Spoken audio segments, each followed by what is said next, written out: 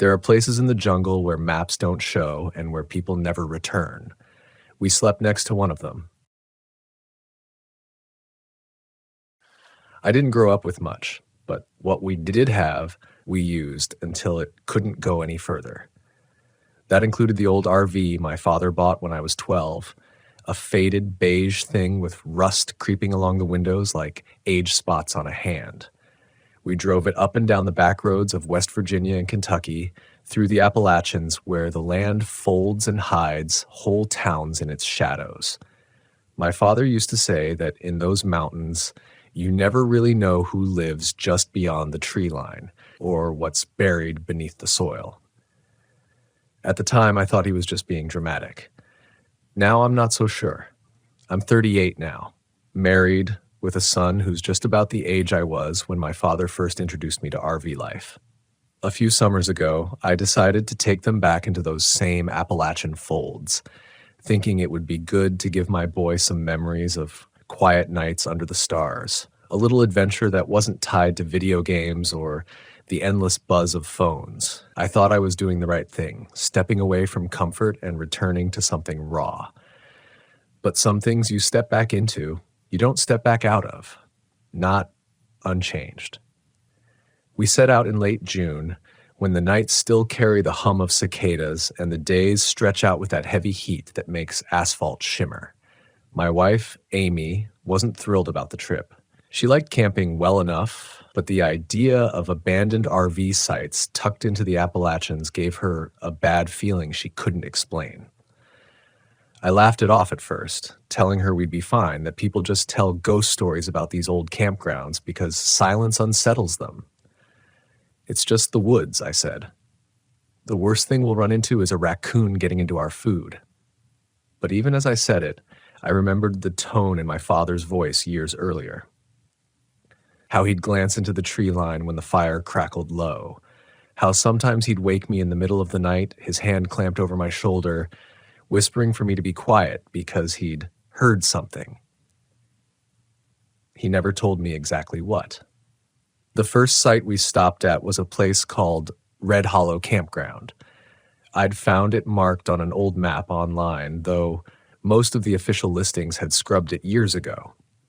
It sat off a county road so narrow you felt like the trees were pressing in, their branches clawing at the RV's sides. By the time we reached the gravel pull-in, my wife was tense and quiet. The campground had clearly been abandoned for decades. The wooden sign that once welcomed campers was split down the middle, letters flaking off like dried paint on a barn. The gravel pads where RVs once sat were overtaken with weeds, and the picnic tables were gray with rot. But the strangest part wasn't the decay, it was the feeling that it had been left suddenly, like people had just walked away mid-season. There were still old fire rings, beer cans rusting to dust, and in the trees I swore I saw the outline of an old string of lanterns swaying though no wind touched them.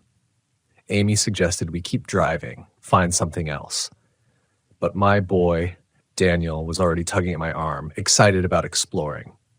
He was at that age where fear hasn't yet learned how to settle deep, where ruins and old places don't whisper the same warnings to him that they do to us. I didn't want to disappoint him, so I said we'd stay the night, just one night, before moving on.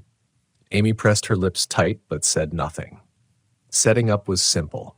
The RV sat heavy on the gravel, and I set out some chairs by the fire ring. Daniel wandered the edges of the woods, snapping pictures on his little camera, while Amy cooked a small dinner on the camp stove. By the time the sky dimmed to purple, we had a fire going, and for a moment it felt like maybe I'd been right. Maybe this would be nothing more than a forgotten campground where the echoes of other families had faded with time. But as night came on, the quiet thickened. Not just the usual forest quiet where crickets and owls take over. This was heavier, more complete. The kind of silence that feels manufactured, but like someone had taken a blanket and laid it over every sound for miles. I didn't notice it at first, not until Daniel asked, "Dad, where are the bugs?" I froze then, realizing he was right. No cicadas, no crickets, Not even the distant whip poor will calls that had been constant all through the drive. Just the crackle of our fire and the faint metallic ticking of the RV as it cooled in the night air. Amy noticed too. She gave me a look over the fire that said, "This isn't right." And she was right. I knew enough about camping to know that silence like that wasn't natural. Predators sometimes make woods quiet, but all predators? Everywhere? It felt like the whole forest had been warned off. I tried to mask my unease, poking the fire and telling Daniel it was probably just the elevation or the way the mountains cut off sound. He nodded, unconvinced, and went back to roasting his marshmallow. But I noticed he kept glancing into the dark, the way kids do when they sense something they don't understand. It was around midnight when the first sound broke the silence, a knocking. Faint at first, almost like wood creaking. Amy stirred next to me and whispered, "Do you hear that?" I nodded, straining my ears. The knocks came again, 3 in a row, then a pause. Not random like branches, deliberate. They echoed from somewhere deeper in the trees, where the shadows pressed too thick to see through. I wanted to say it was woodpeckers. I wanted to say anything that would make sense, but it was midnight, and no bird I knew knocked in threes like that. Daniel, half asleep, mumbled, "Someone's out there." His words chilled me because he said it so matter-of-fact, like he knew, not guessed.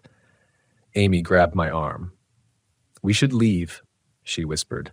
Her eyes were wide, reflecting the firelight like mirrors. I shook my head, though inside, every instinct screamed she was right. If I packed us up in the dark, driving that narrow road half asleep, I risked wrecking. I told myself it was safer to wait until morning. Safer to stay put. But the knocks kept coming. Always in threes, sometimes closer, sometimes farther away. They never overlapped, never changed rhythm. Just 3, pause, 3, pause. When the fire burned down low, I finally convinced my family to get inside the RV. I locked the door, checked the windows twice, and lay awake, listening. At some point, exhaustion pulled me under. But in the middle of the night, I woke again. Not from sound, at least not at first. It was the feeling. That sensation when you know someone's in the room with you. My eyes opened, and through the narrow blinds, I saw movement. A figure. Standing at the edge of the dying fire, still as stone. Watching. The figure didn't move. For a moment, I thought maybe my tired eyes were tricking me, shaping shadows into something they weren't. But the longer I stared, the more certain I became. There was a person standing just beyond the fire ring, half lit by the ember glow, tall and narrow, their outline rigid against the trees. I froze, barely breathing, my hand hovering just inches from Amy's shoulder. I didn't want to wake her, not if this was just my imagination, but when I blinked, the figure was still there, watching. My mind scrambled for explanations. A hiker? Some local who wandered in? Maybe someone squatting at this abandoned site. That had to be it. People lived rough out here sometimes. It wasn't unheard of. But something in my gut rejected that answer before I could settle into it. Whoever, or whatever it was, they hadn't moved at all. Not a shift of weight, not a sway, not even a breath I could see in the cool night air. I eased back, laying down beside Amy again, though my eyes stayed locked on that slit of window. My pulse thudded in my ears. Slowly, I slid my hand over her arm. She stirred, opened her eyes, and followed my gaze. I felt her body stiffen instantly. She saw it too. Her whisper was barely audible. "What do we do?" I didn't have an answer. If we left now, we'd have to step outside, cross right past that thing. If we stayed, we were sitting in a tin box with curtains that barely concealed us. Either way, the balance of power wasn't ours. Daniel stirred in the bunk overhead, restless. A creak gave us away. The figure shifted its head just slightly toward the sound. That movement, it was slow, deliberate, unnatural in its precision. My throat tightened. This wasn't just some camper. I whispered, "Don't move. Don't make a sound." We lay there like that for what felt like hours, watching as the figure remained by the fire pit, staring at the RV. Sometimes I'd blink, and for a second I'd swear it was closer. But when I focused again, it was exactly where it had been. That strange, unwavering silhouette. At some point, the embers finally died out completely, leaving only the faint glow of the RV's clock to slice through the dark. I thought maybe when the light was gone, I'd stop seeing it. But even then, I had the unshakable sense that something was still out there, standing guard. Sleep didn't come. Every creak of the RV frame, every faint settling sound of cooling metal made my heart jump. Amy clung to my hand, neither of us daring to close our eyes again. The first pale blue of dawn finally bled through the blinds, and with it came the tentative chirp of a bird somewhere far off. Then another. Slowly the forest regained its voice. The heavy silence lifted. Relief loosened my chest, though unease clung stubbornly. I dared a glance through the window again. The fire ring was empty. Nothing stood in the clearing anymore. Amy exhaled like she'd been holding her breath all night. "We're leaving," she said flatly. Not a question, a command. I nodded. No part of me wanted to argue. I woke Daniel quietly and told him to pack up his things. He asked if we were cutting the trip short. I said no. We'd just find another campground, so one less forgotten. He didn't argue, though he looked disappointed. He hadn't seen what we saw. Maybe that was for the best. As we pulled the RV back onto the narrow road, I kept glancing in the mirrors. Every turn of gravel, every stand of trees, I half expected to see a figure standing there, watching us leave. But the road stayed empty. Still, I didn't relax until we hit pavement again and wound our way farther down into the valley. The next day, we found a more official campground, one that still had an office and a handful of other RVs scattered around. Amy seemed calmer once she saw families setting up grills, kids riding bikes along the paths, safety in numbers, civilization pressing the woods back. For a little while, things felt normal again. But that night, as we sat by the fire, something nagged at me. Daniel was fiddling with his camera, scrolling through the pictures he'd taken back at Red Hollow. He grinned and handed it over to me, proud of his little shots of moss-covered tables, vines twisting around old posts. I flipped through them, chuckling at his perspective until I hit one that made my stomach twist. It was a photo of the tree line near our RV, taken while the sun was still up. At first it looked ordinary, just dense brush, trunks, shadows, but when I zoomed in, there it was. A shape, human-shaped, standing deep among the trees, half hidden but undeniable. Daniel frowned when he saw my face pale. "What?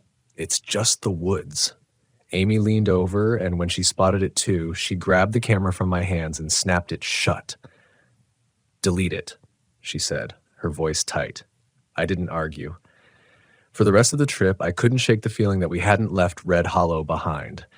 Like something had stepped out of those woods and followed us down the mountain, lingering just far enough back that we could never be certain.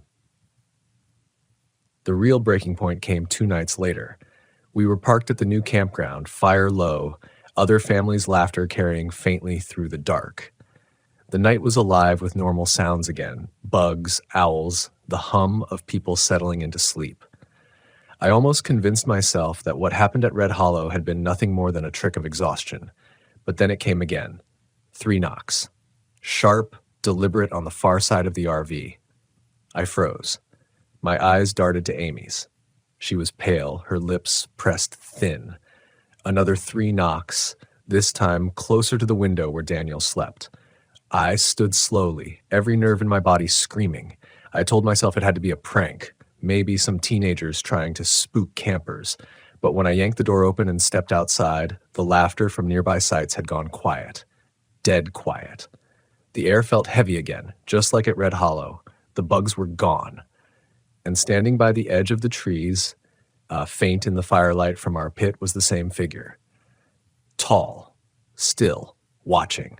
It hadn't just been waiting for us in that one abandoned campground. It had followed.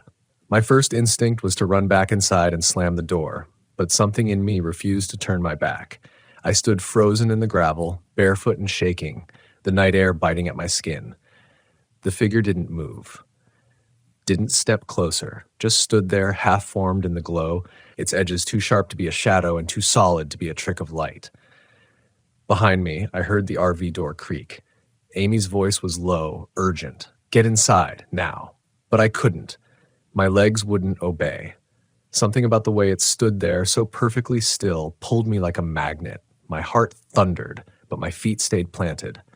My breath misted in the air, though the night wasn't cold enough for that. Then the knocks came again, not from the trees, from the RV itself. 3 sharp raps against the rear panel, where Daniel was sleeping. Amy gasped. I spun, eyes darting from the figure in the trees to the shadow of the RV behind me. There was no way anyone could have circled around that fast. No way there could be more than one. And yet, both sounds were real. Both places at once. I staggered back up the steps, slamming the door shut behind me. Amy was pale, gripping Daniel's shoulders as he blinked awake in confusion. "What's happening?" he mumbled. "Shh," I hissed, pressing a finger to my lips. My whole body shook with the effort to stay calm. "Don't make a sound." We sat there in silence, the 3 of us, while the knocking moved. Slowly, deliberately, around the RV. 3 raps on one side, then nothing. A pause, then 3 more on the opposite wall. It circled us like a predator testing a cage. Daniel's eyes went wide. "Dad, there's more than one."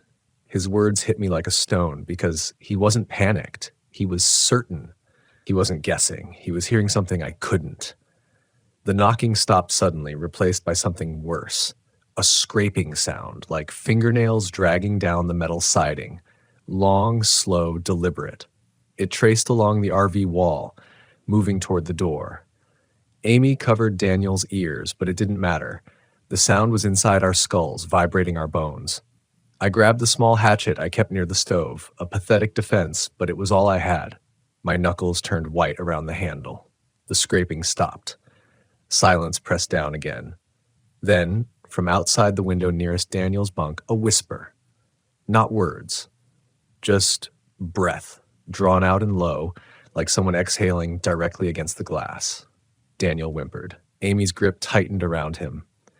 I forced myself to the window, hatchet raised, ready to fling the curtain aside and confront whatever was there. My mind screamed that if I looked, if I gave it acknowledgement, it would know me fully. But I couldn't stop. My hand shook as I tugged the curtain back. Nothing. The night outside was empty. Trees, a dim glow from the dying fire pit, no figure, no face against the glass.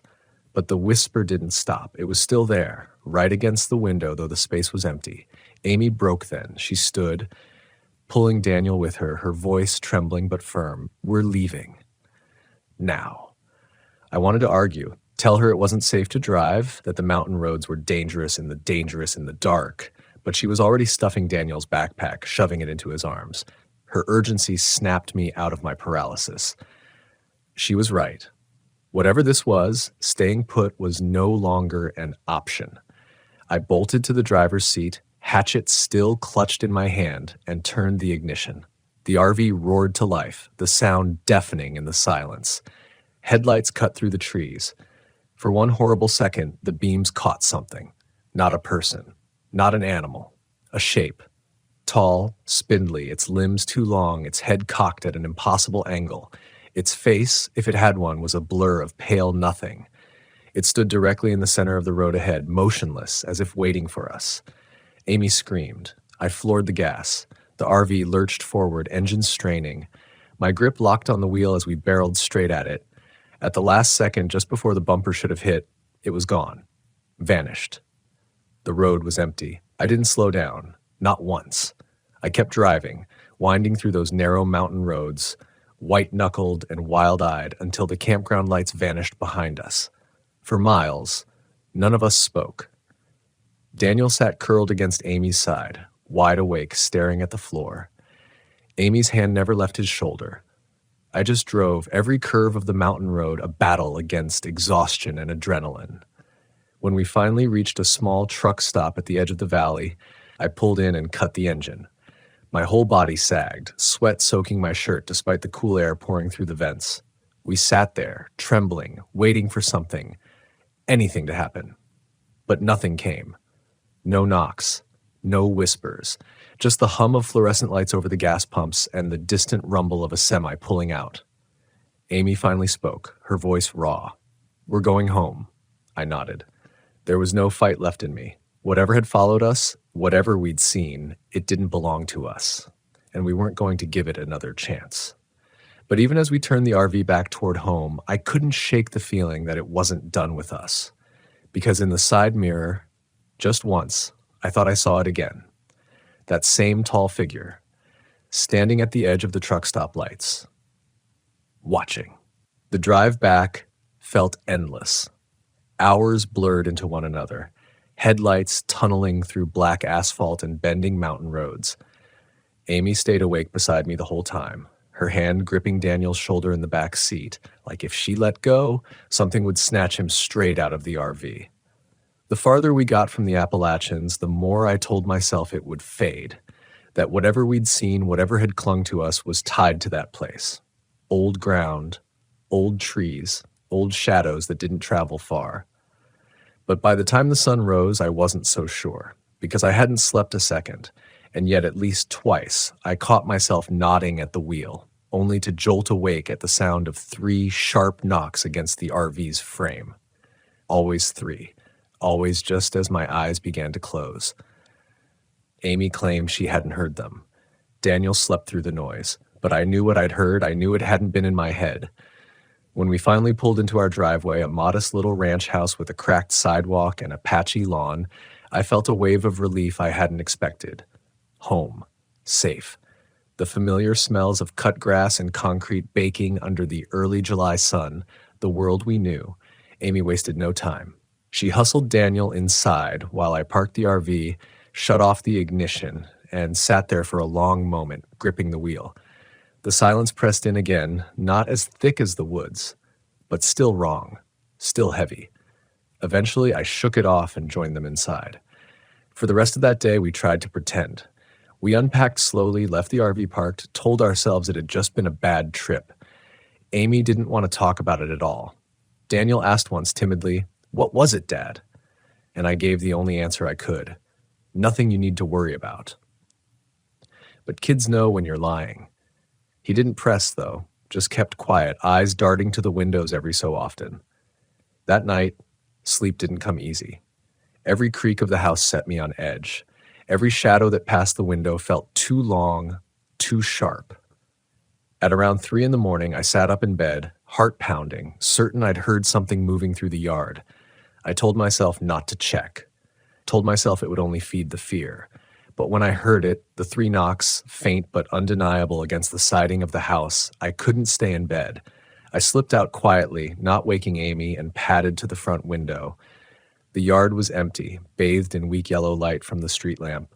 The RV sat quiet in the drive, hulking and lifeless, and yet I could feel it.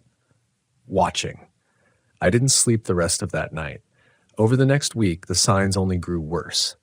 Daniel started waking up screaming, insisting someone had been standing at the foot of his bed.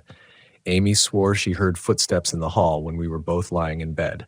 One morning, we found long, thin scratches along the RV's side, as if something had clawed at the metal in the night. But the worst was the photo. Daniel had hidden his camera under his pillow, still clinging to it despite everything. One night, he crept into our room, shaking, holding the little device. "Dad," he whispered. It took another picture. I frowned, confused, and scrolled through the shots. Most were from our trip, ones I thought I'd already deleted, but then there was a new one, time-stamped for that very night. It was our living room, taken from the corner near the ceiling, looking down on the couch. We hadn't taken it. In the picture, we were sitting there, all 3 of us, eating dinner in silence. And just behind the couch, in the dark corner of the room, was the figure. Tall, still, watching. I dropped the camera like it burned me. Amy gasped and snatched it up, but when she scrolled back through, the photo was gone, as if it had never existed. We stopped using the RV after that, parked it at the edge of the yard and threw a tarp over it. I even thought about selling it, but every time I listed it, something would go wrong. The photos wouldn't upload or the listing would vanish overnight. Eventually, I gave up. It sat there, silent and rotting like a tombstone. But that didn't stop it.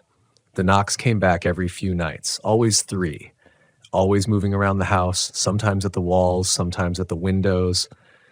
Once, horribly, at our bedroom door while we were still awake inside. Amy started burning sage, reading prayers from her childhood, though she admitted she didn't believe in them anymore. I started sleeping with the hatchet under the bed. None of it mattered.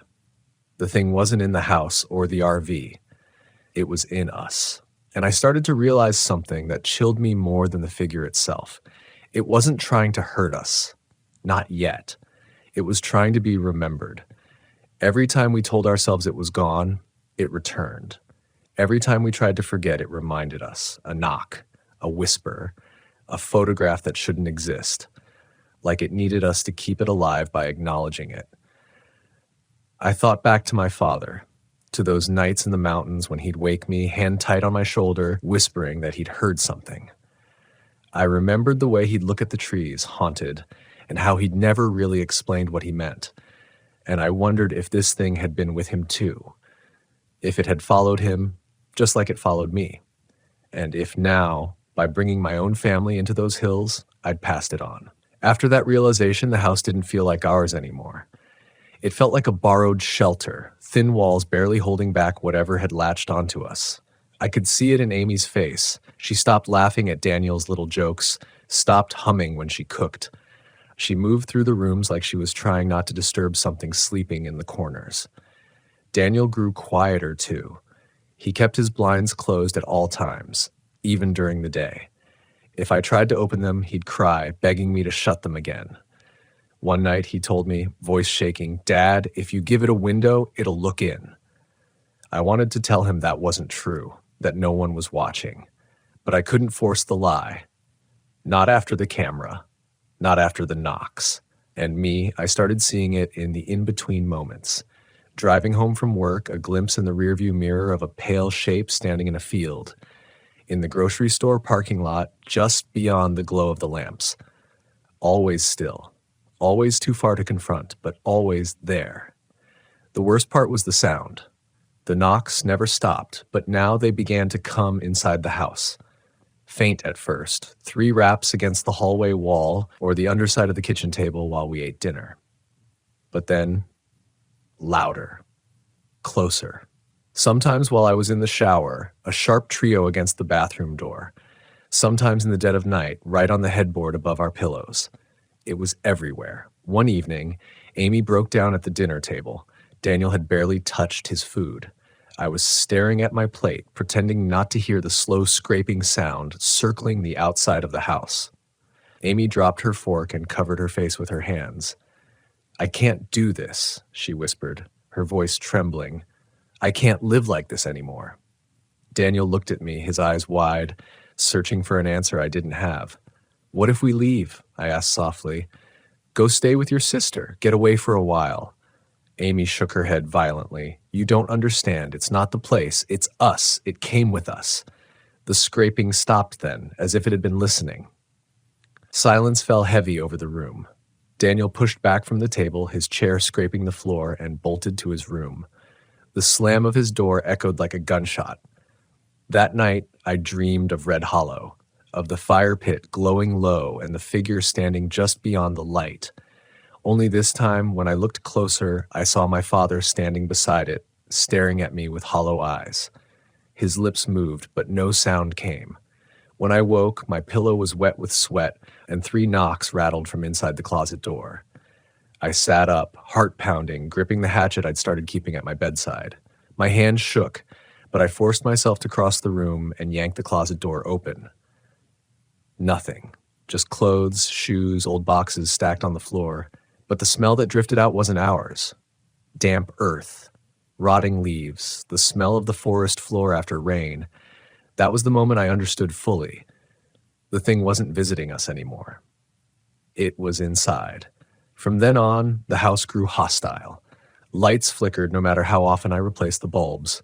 Cold drafts seeped from door frames and vents. At night, we'd hear soft footsteps padding the hallway, even when all of us were in the same room. Amy started begging me to get rid of the RV, convinced it was the anchor.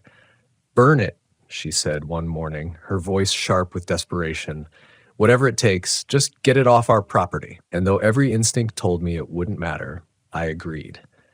I drove it out to an old junkyard on the edge of town, paid the owner cash to scrap it. He didn't ask questions. Didn't even look twice at me when I told him I didn't want anything back. I just left it there, a rotting shell under a torn tarp. For a moment, I felt lighter driving away, like maybe she'd been right. Maybe it had been tied to that old camper all along. But that night, as we lay in bed, the knocks came again. Not on the walls this time, on the inside of the headboard. Amy gasped and pulled the blankets up around her like they could shield her. I pressed my hand against the wood, my skin prickling, feeling the faint vibration of something knocking from inside the frame. 3 knocks. I snapped then. Anger overtook fear. I leapt out of bed, dragging the hatchet with me, and tore the mattress away from the wall.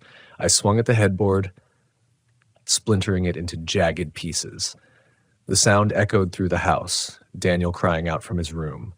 When the wood was nothing but shards and silence filled the air again, I dropped the hatchet, panting. Amy stared at me in horror, tears streaming down her face. But the silence didn't last. From Daniel's room came another trio of knocks, louder this time. I bolted to him, throwing his door open. He sat upright in bed, pale and trembling, pointing at the window.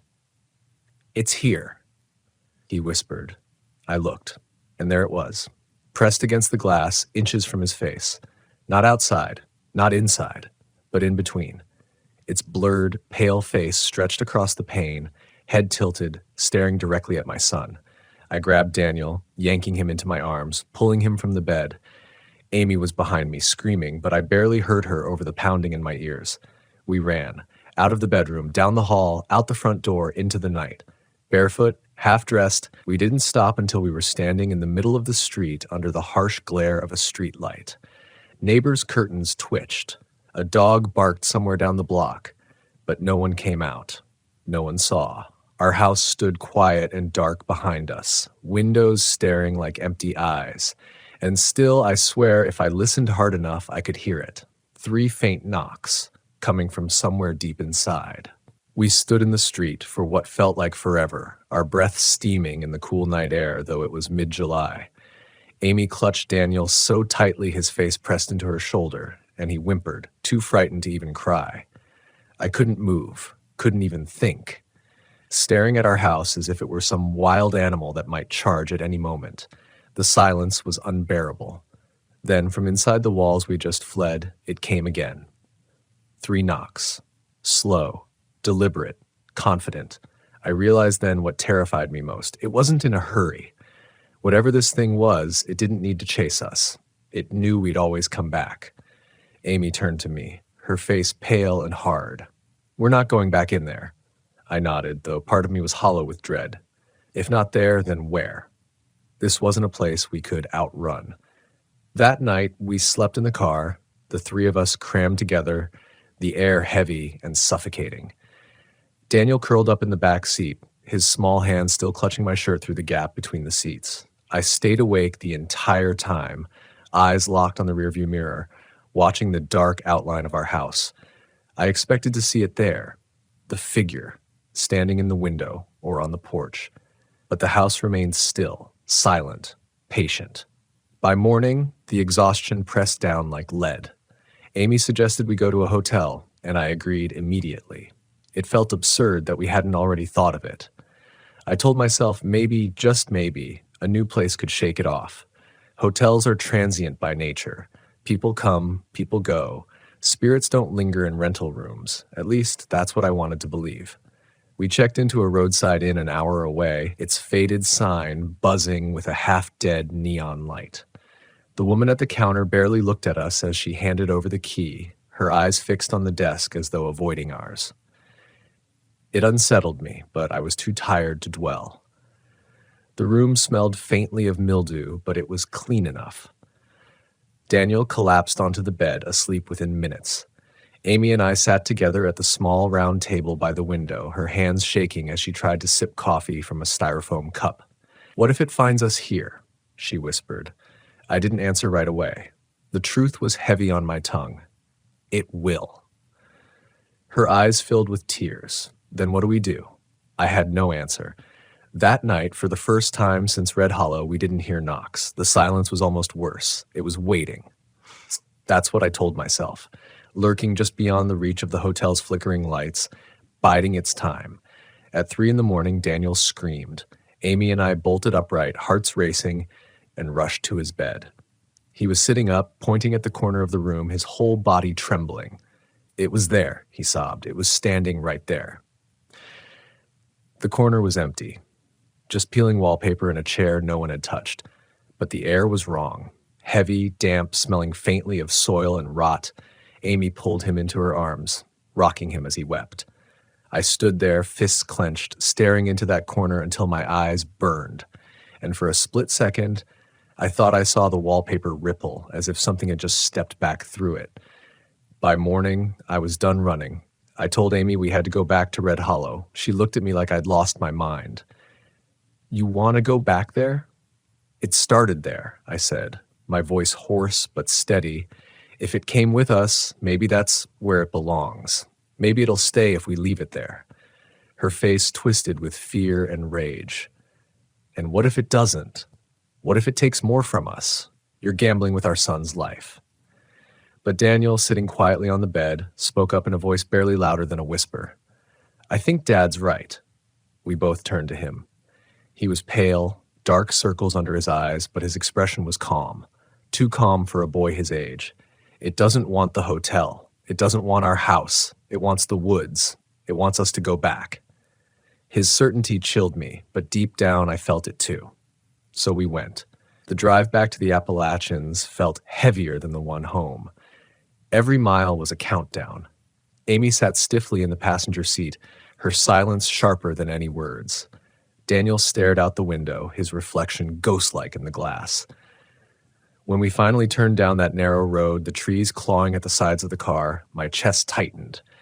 It was like stepping back into a nightmare. The air grew thicker, heavier, colder. By the time we rolled into Red Hollow, the silence had already fallen. Not even a bird call.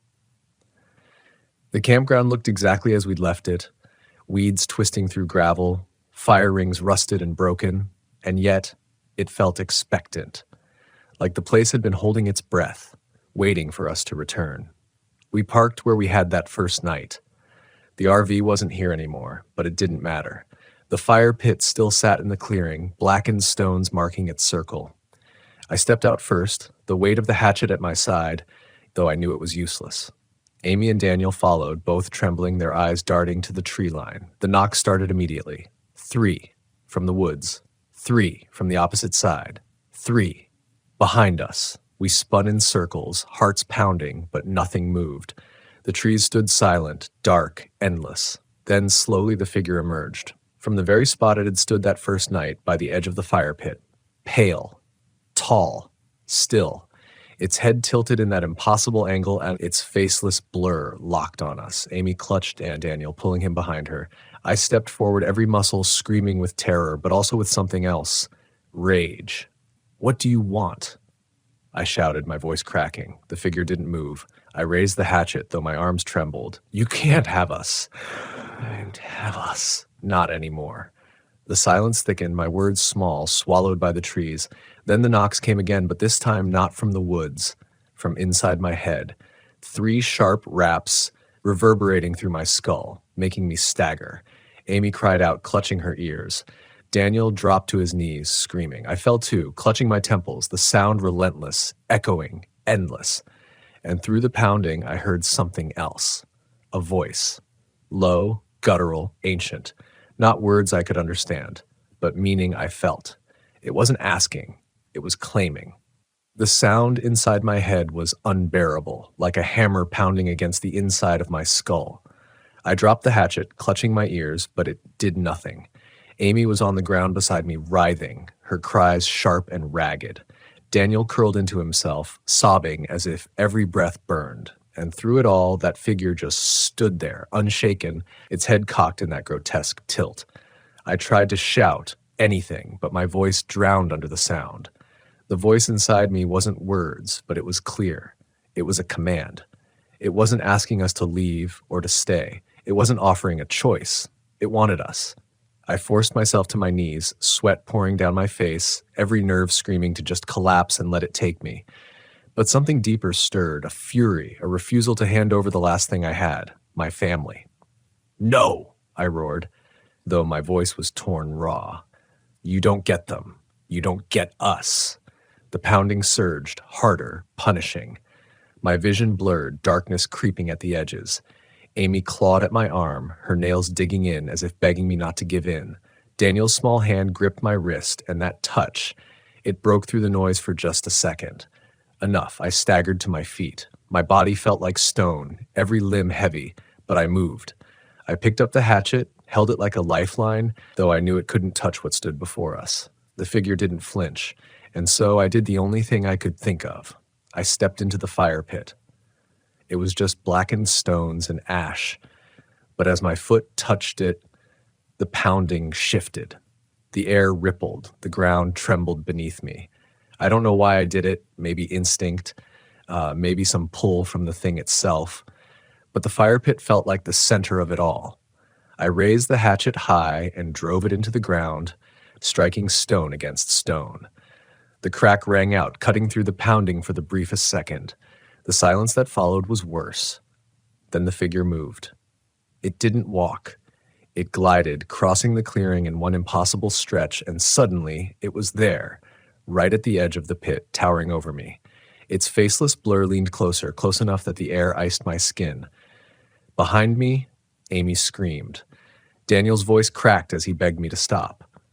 But I couldn't.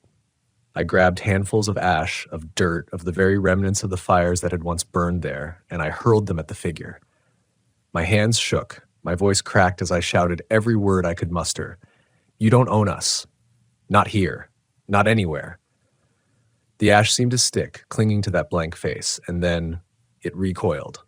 Not far, not gone, but it pulled back, its head snapping in a jagged twitch. The sound in my skull stuttered, breaking rhythm, faltering. Amy saw it too. She scrambled to the pit, scooping ash with her bare hands, flinging it toward the figure. Daniel followed, tears streaking his face, but his voice rising as he shouted, "Go away! Go away!" For the first time, the figure moved back. One step, then another. The trees groaned, branches snapping as if the forest itself resisted, but it couldn't hold. With each handful of ash, with each word we hurled, the figure withdrew, dissolving into the tree line until only the silence remained. And then, just like that, gone. The air lifted. The pounding ceased. The woods exhaled. We collapsed together in the pit, filthy, trembling, gasping like survivors dragged from drowning water. It was over. At least that's what I wanted to believe. We didn't speak much as we left. We piled into the car, numb, broken, but breathing. As we drove out of Red Hollow, I kept glancing in the mirrors, half expecting to see it standing at the roadside watching us leave. But the woods remained still, lifeless in their own way, but no longer pressing in. The first sound of birdsong came a mile outside the hollow, a thin, tentative note that nearly made me weep. We never went back.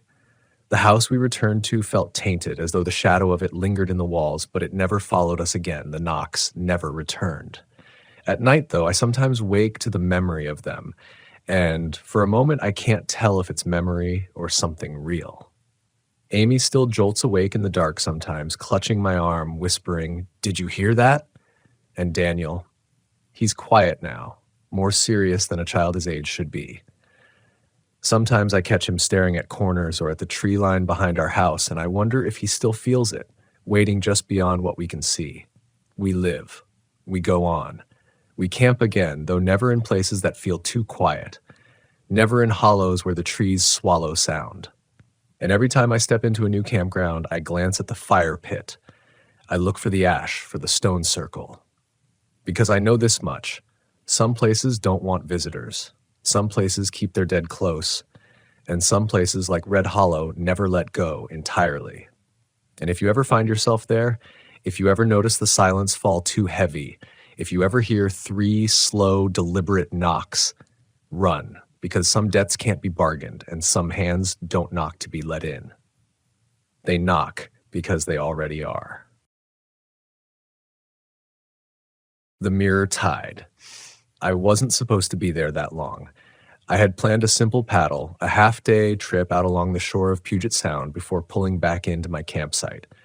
Kayaking gave me solitude that few other things did. No chatter, no work calls, no trail of obligations, just water, salt, and air. That morning, the sound was calm, a glass sheet under a thin gray sky. I slid the kayak off the sand, dipped my paddle, and told myself I'd keep close to the shoreline. But the tide was lower than I expected, pulling farther out than I'd seen in weeks. The exposed flats shimmered with barnacles and kelp. I watched gulls picking through stranded mussels, their cries carrying thinly over the water. I didn't think anything of it. I just adjusted my route, kept my eye on a set of driftwood markers I used to orient myself. Out here, it was easy to lose bearings. One inlet bled into the next. Forested bluffs repeated themselves in mirror image. An hour later, the first thing I noticed was the silence. Not quiet. Silence. Even the gulls had gone mute. My paddle dipped without sound. The slap of water against the hull was missing. I pulled up, resting the paddle across my knees. That was when I saw it. The water wasn't reflecting the overcast sky anymore. Instead, the surface looked black, spattered with stars. It was midday. I looked up, sky still pale gray, unbroken. I looked down and saw Orion's belt, sharp and brilliant, glittering as if winter had draped itself across the sound. I blinked, rubbed my eyes. When I looked again, the stars were still there, swimming just beneath the surface like phosphorescent fish. I told myself it was a trick of the light, some phenomenon of tide and algae. But the longer I stared, the clearer the constellations became. I recognized them from camping trips years ago. Cassiopeia, the Big Dipper, even faint smudges of the Milky Way. The sea had turned into a mirror of the night sky. The air chilled. Salt and rot thickened in my nose. I tried to back paddle, to turn around. That was when I noticed the current. My kayak wasn't drifting with the tide anymore. It was being pulled straight out, as if on a conveyor. No waves. No chop, just steady motion. I dug the paddle in. The water resisted like syrup. Every stroke slowed me but didn't stop the drift. Ahead, the mirrored water stretched like a void. I couldn't tell where the sound ended and the sky began. Something flickered at the edge of the reflection. Not a star. Brighter. Closer. It pulsed once, twice, then another, like beacons below the surface. They lined up, twin points of light widening apart until I realized they weren't stars at all. They were eyes. I froze. The lights blinked out. When they returned, they were closer. I paddled hard, fighting the sluggish resistance. My arms burned. Sweat mixed with the cold spray on my forehead. The kayak didn't respond the way it should. Every stroke pushed me sideways, as though the water wanted me disoriented. I glanced back toward shore and felt my stomach drop. The shoreline was gone. Nothing but endless mirrored water behind me. I don't know how long I paddled. My arms trembled, my breath rasped. Every so often, the twin lights appeared beneath me, pacing my kayak from below. Sometimes they stayed steady. Sometimes they darted, fast enough to make ripples quake across the reflected constellations. Then I heard it. A clicking sound. At first faint, like pebbles tapping against glass. Then louder, patterned. Click, click, click, pause. Click, click, click, pause. It wasn't random. It was language. The sound came from directly beneath me. My legs pressed hard against the inside of the kayak. The clicking vibrated up through the hull into my bones. I shouted, just a wordless noise, something human to break the rhythm. My voice fell flat, swallowed instantly. Not even an echo came back. That was when I realized I couldn't hear my own heartbeat anymore. The clicking stopped, the mirrored surface stilled, black and infinite. And in that silence I saw something rise, not breaking the water, just emerging in reflection. A shape that blocked out constellations as if blotting ink. It looked like me, my outline, sitting in a kayak, paddle across my lap. Only it wasn't in my kayak. It was in the water below, staring up. Its eyes burned white like those lights I had seen. I think I screamed. I don't remember. I do remember thrusting the paddle deep, wrenching the boat sideways, and throwing my weight forward. The kayak rocked hard, almost capsized, but the momentum snapped something in the water's grip. Suddenly I was moving fast, backward, maybe forward. I don't know. The mirrored constellations rippled and broke apart. When I looked again, I saw shoreline, the bluff, the driftwood markers. Relief punched my lungs. I paddled like hell. The water felt normal again. Each stroke carried sound. The silence cracked, and the gulls screamed above as if nothing had happened. I dragged the kayak onto the sand, collapsed beside it. My arms wouldn't stop shaking. The air smelled right again, salt, kelp, distant rain. I looked back at the sound, just gray water under gray sky. For weeks after, I tried to convince myself it had been hallucination, light refraction, exhaustion. But then 3 nights later, I woke up in my RV at the campground. I'd left the window cracked. The tide was far below, out of sight, and still, I heard it. Click, click, click. Pause. Click, click, click. The same rhythm through the night air. The campground where I'd parked my RV wasn't even an official one. It was one of those half-forgotten places the county had once maintained, then abandoned when the budget dried up. A cracked asphalt loop led to scattered picnic tables buried in salal and blackberry vines. The old ranger kiosk stood empty, its roof mossed over. I liked it because no one came here. Just me, my kayak, and the sound. But after that day on the water, the solitude didn't feel like solitude anymore. The first night, I tried to rationalize the clicking outside the RV, telling myself it was just loose rigging or rigged fishing gear swinging in the wind. I even stepped out barefoot onto the cold gravel, flashlight in hand, searching for some logical cause. Nothing. Just wet air rolling off the tide flats and the metallic scent of low water. I shut the door, but the sound followed, soft at first, then pulsing like it was inside the walls. Click, click, click. Pause. Click, click, click. By dawn, it had stopped. I told myself I was exhausted. I almost packed up, but my work wasn't done. I was collecting eelgrass samples for a small conservation outfit, charting beds, measuring water clarity. It wasn't heroic work, not firefighting or trail rescues, but it mattered. And it gave me excuses to be alone. So I went back on the water. The tide was normal again, low and predictable. My instruments read as expected. Turbidity moderate, salinity stable.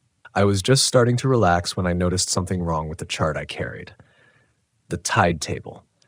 I'd printed it from NOAA just 2 days before, but when I matched it against the actual water line, the timing was off. The tide had receded nearly an hour earlier than projected. I've worked the sound long enough to know tide predictions can drift, but not by that much. Not without a storm system pushing water, and the sky was still dull, uneventful. I told myself I'd note the discrepancy later. Still, unease crept in.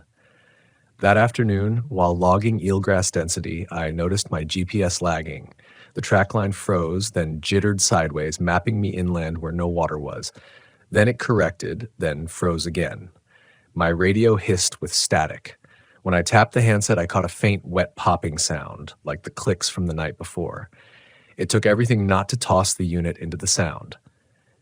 That night, the sound came back louder. I closed every vent, every window. Still, it seeped through, a steady, deliberate rhythm against the air. This time, there was something else woven into it, a low hum, like pressure on the inner ear. I lay stiff in the bunk, staring at the RV's ceiling, waiting for it to stop. When it finally did, the silence felt worse. I don't know why I kept going out after that. Habit, maybe. Stubbornness. Or the belief that abandoning the work would mean admitting something unnatural had taken hold of me. The third day was overcast again, the air heavy, briny, metallic.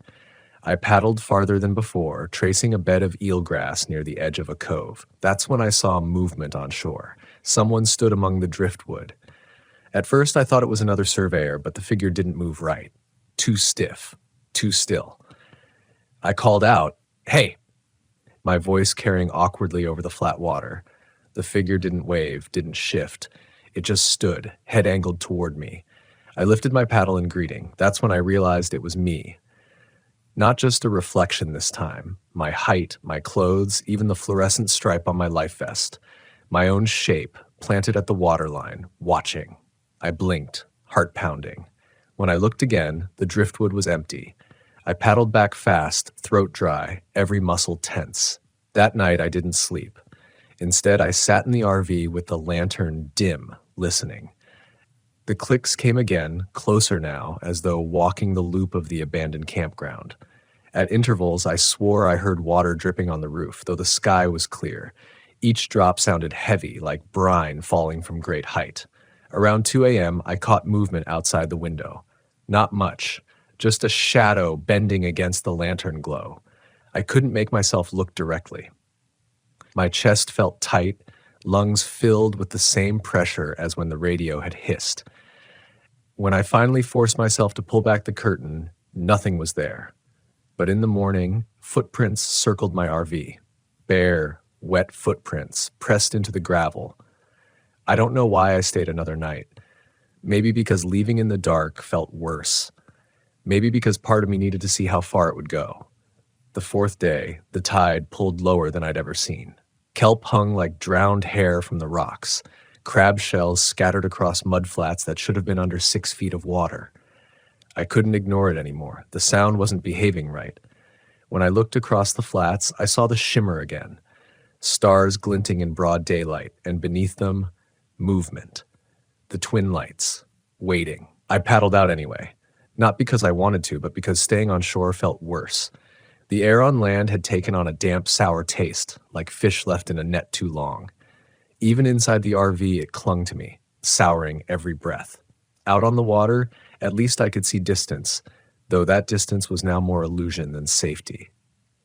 The tide flats looked like a shattered lens. Some patches reflected dull gray sky, others the pinprick blaze of night constellations.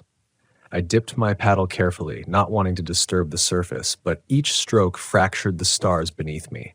They swam apart and then reformed, brighter than before. Halfway across the cove, I felt the current shift again. It didn't push. It pulled. This time, I didn't fight it. Fighting had only ever left me exhausted. Instead, I let it draw me deeper into the mirrored section, into the black that wasn't water. At first, I thought it was silence again. Then I realized it wasn't silence, it was breathing. The entire surface of the sound moved with it, slow, immense inhalations followed by long exhalations that drew mist off the water. Each breath shifted the kayak beneath me. The eyes returned. Far below, glowing through the constellation-reflected depths, they hovered, waiting. The clicking began once more, threading up through the hull and into my chest cavity. Click, click, click, pause. Click, click, click. I closed my eyes, pressing my palms to my ears, but the rhythm vibrated inside me. I could feel it syncing with my own pulse, replacing it. When I opened my eyes, I saw the shape again. The mirror me, seated in its own kayak across from me. Only this time its mouth moved.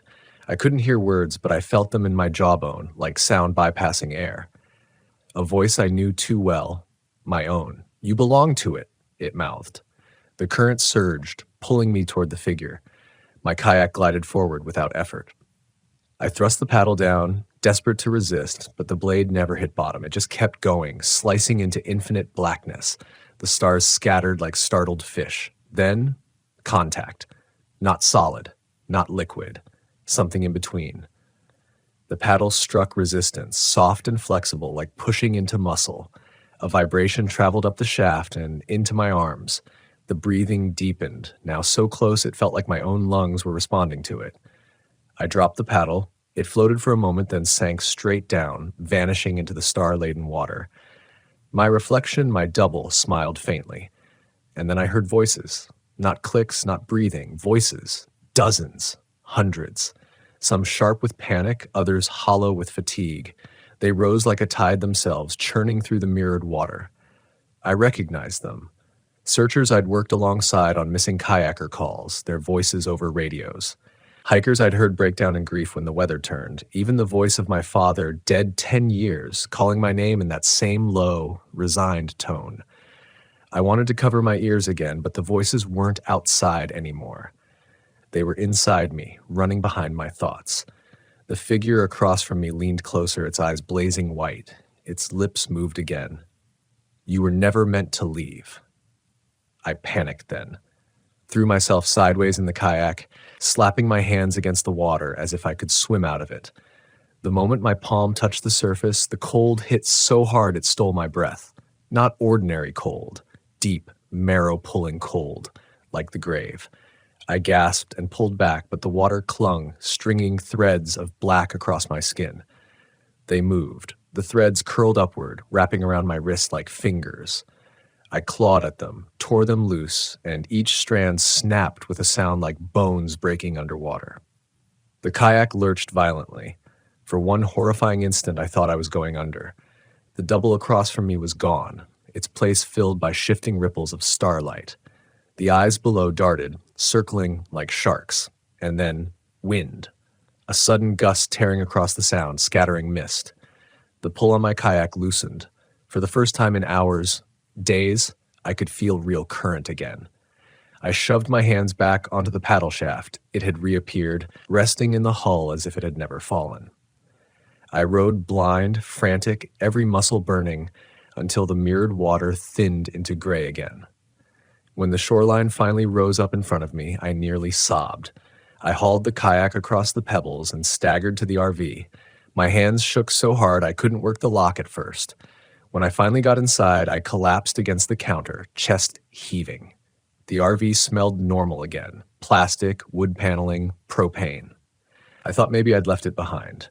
But when I pulled off my jacket, I saw the truth.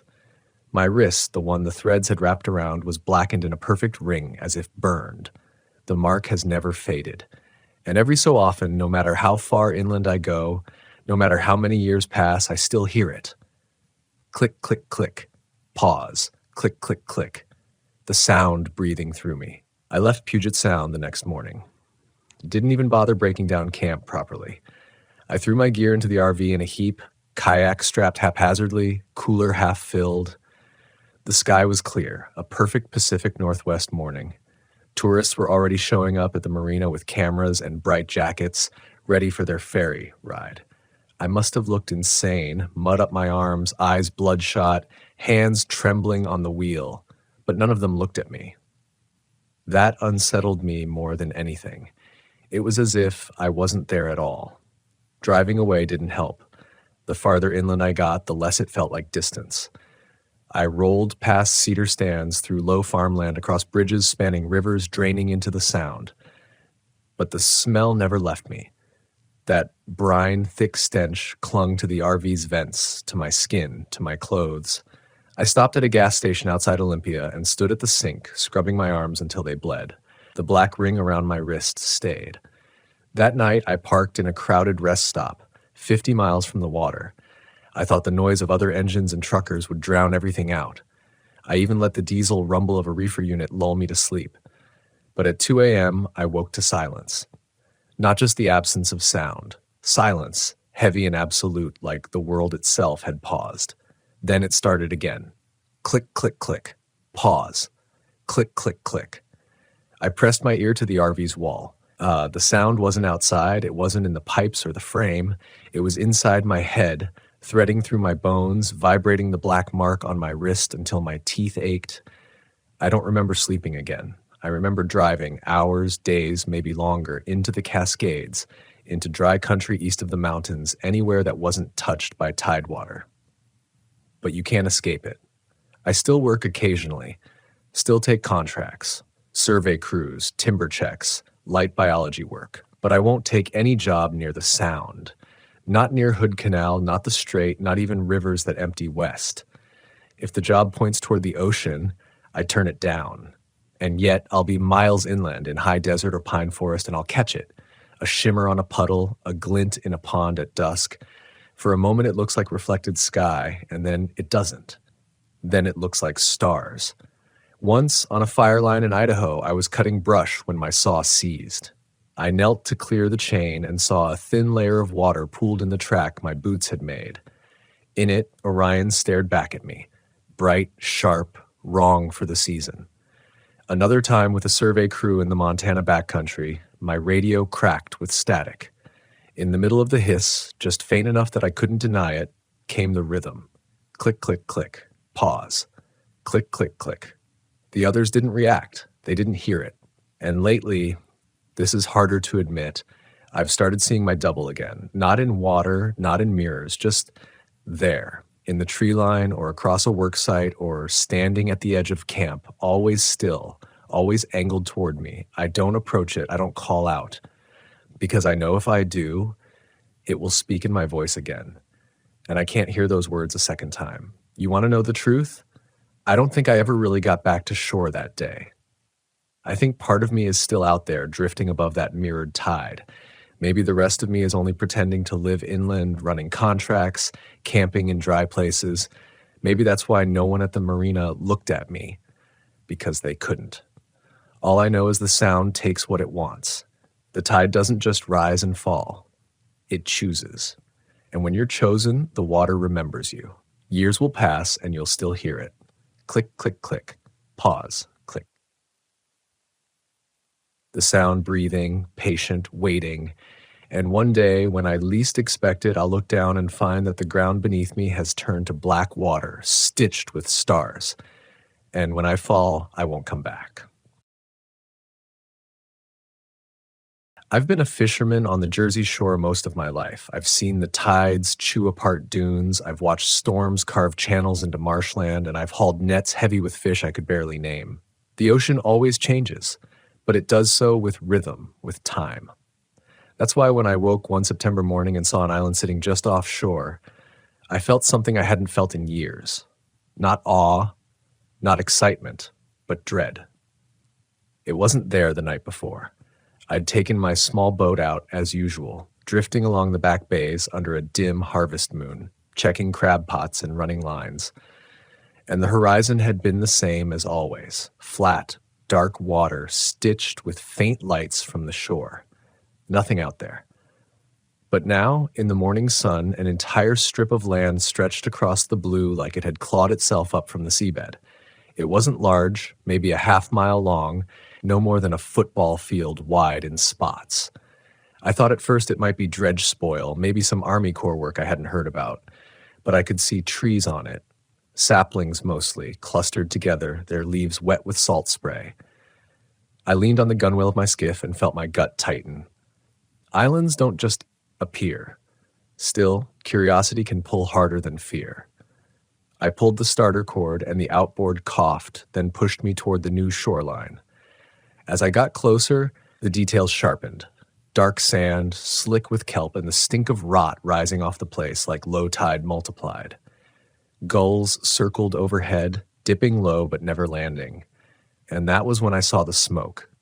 Not much, just faint columns rising from the center of the island, bent sideways by the wind. I cut the motor and drifted the last few yards, listening.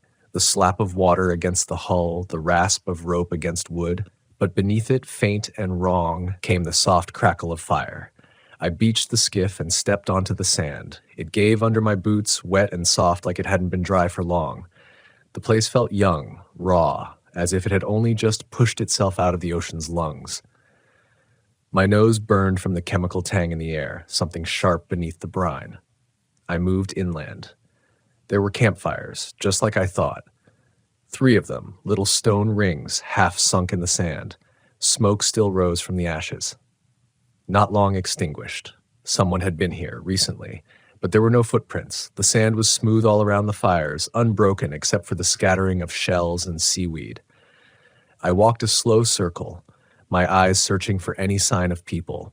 Boot prints, a drag mark, even the trail of a stick. Nothing. Just emptiness. That was when I noticed the sound. Not wind, not surf. Something subtler, almost a vibration in the air, like a low hum bleeding into my chest cavity. It wasn't steady. It came in waves, pulsing, like a distant engine throttling up and down. I turned, scanning the trees. Their thin trunks swayed, though the air around me was still. I don't know why I didn't leave then. Any sane person would have gone back to the boat, called the Coast Guard, and let someone else figure it out. But fishermen aren't known for sanity. We're stubborn. We chase shadows in the tide. We convince ourselves the catch is just one cove farther, one pot deeper. So I went deeper into that island. The trees weren't like any I'd seen along the shore. Their bark was slick, almost oily, and when I brushed my fingers against it, they came away smelling like iron. The leaves had a faint translucence, like seaweeds stretched too thin. I moved through them, and the hum grew stronger. My teeth began to ache from it. Then I came across the clearing. At first I thought it was just another patch of sand, but the edges were too sharp, the circle too perfect. In the middle stood a pole, maybe 6 feet tall, wedged deep into the ground. Bits of cloth fluttered from its top, blue, green, red. They looked like torn clothing. Around the base were stones, arranged carefully, each one black and smooth as if they'd been polished by hand. The hum came from there, from that circle.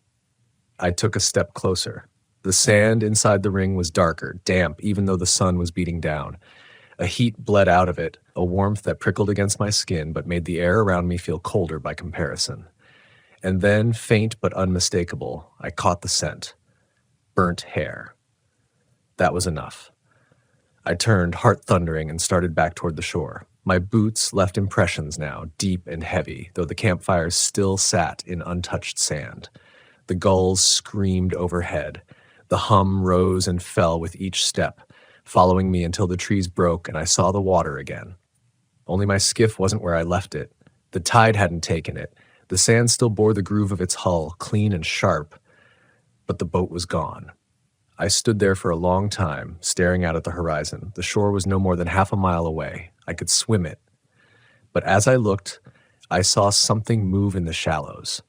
Not a wave, not a fish. Something larger, breaking the surface for a moment before sinking again, leaving only a swirl of bubbles. The hum pressed in tighter, worming into my ears until it felt like my skull was vibrating. I backed away from the waterline into the trees I no longer wanted to be near and realized the sun was dimmer. Clouds hadn't rolled in, yet the light was thin as if filtered.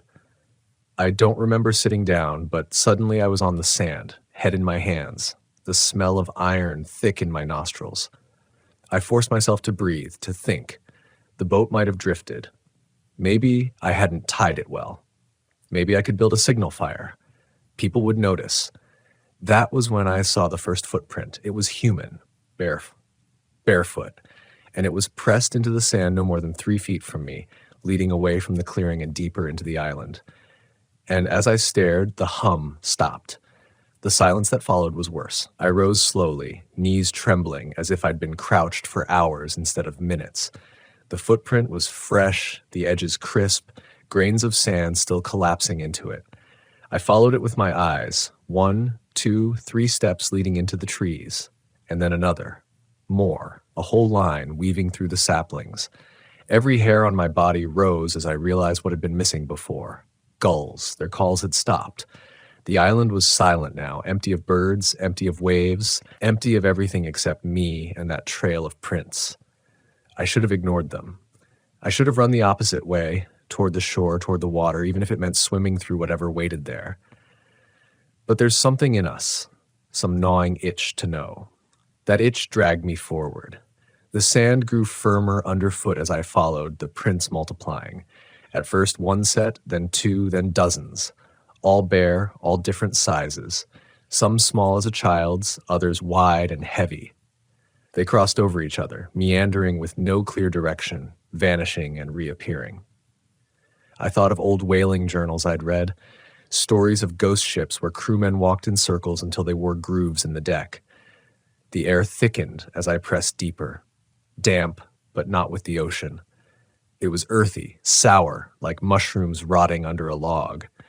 The trees leaned in, their branches tangling above me, dimming the light until it felt like dusk. I kept moving, each step heavier than the last. Then the prints stopped, not faded, not washed out. They just ended mid-stride as though whoever had left them had lifted into the air. I crouched, staring, waiting for my brain to invent a rational reason. But none came. That's when the whisper came. Faint at first, almost like wind through leaves, but the air was still. Then clearer, from just ahead, here. I froze. My name followed, stretched thin, like someone trying to recall the taste of a word long forgotten. Tom. It came again. Closer this time, though my name wasn't Tom. I swallowed hard. every instinct screaming that the thing knew it wasn't my name, but wanted me to think it was. I turned slowly. That's when I saw the figure. Between two saplings, maybe 20 feet away. Human shape, standing still, its skin reflecting what little light slipped through the canopy. But its face, there was no face. Just smooth, wet skin, glistening like a seal's back. The figure tilted its head when I looked at it, the motion jerky, too fast. I stumbled back, and it stepped forward, barefoot, leaving no impression in the sand. I bolted. Branches clawed my arms, bark tore at my jacket, but I didn't stop. The forest closed in, thick and endless, until suddenly it wasn't. I burst into another clearing. At first I thought I'd circled back to the pole, but this one was different. No stones, no fire scent, just a flat stretch of sand, darker than the rest, and in its center, water. A pool no bigger than a bathtub, perfectly round, black as ink. The hum returned, thrumming from beneath the ground, resonating up through my bones. I backed away, scanning for a path out, and that's when I saw my boat. It sat at the edge of the clearing, dry, propped on its keel as if someone had carried it here. My chest heaved. I sprinted toward it, grabbing the gunwale with both hands, desperate for the solidity of wood. But when I pulled, the boat didn't budge. It was sunk into the sand as though it had grown there. I staggered back, mouth dry. The hum deepened, the pool's surface trembling. And then, impossibly, the boat shifted, rising slightly, its hull groaning. From beneath it, the sand bulged. Something was pushing up from underneath. I didn't wait to see what. I ran again, crashing through the trees, blind to direction. My lungs burned, the iron smell choking me. The forest felt endless. Every trunk looked the same, every step dragging me deeper instead of out. Then, faint through the foliage, I saw light. Daylight. I tore toward it, breaking through into the open shore again, my chest seized with relief. The horizon, the water, gulls once more screaming overhead. I stumbled into the surf, shoes filling with cold, salty foam, but the island was gone. Behind me, where I had just run, there was nothing but open ocean. No trees, no sand, no smoke, just waves lapping against my thighs. I spun, staring at the horizon, spinning again, trying to reconcile the impossible. My boat was nowhere in sight. The shoreline looked farther than I remembered. My arms felt heavy, my legs like stone. And then, cutting through the surf behind me, I heard it again. Tom. I swam, harder than I ever had in my life, blind with salt in my eyes, lungs screaming for air. I didn't look back. I didn't want to know how close it was, whether it followed with footsteps or no sound at all. When I finally dragged myself onto the True Jersey shore, the sand was warm, the gulls loud, the world ordinary again. I collapsed, coughing brine, staring out where the island had been, and there was nothing, just water. But I can still smell the iron sometimes when the tide is low, and every so often when I'm mending nets at dusk, I hear someone on the wind calling me by a name that isn't mine. For weeks I told no one.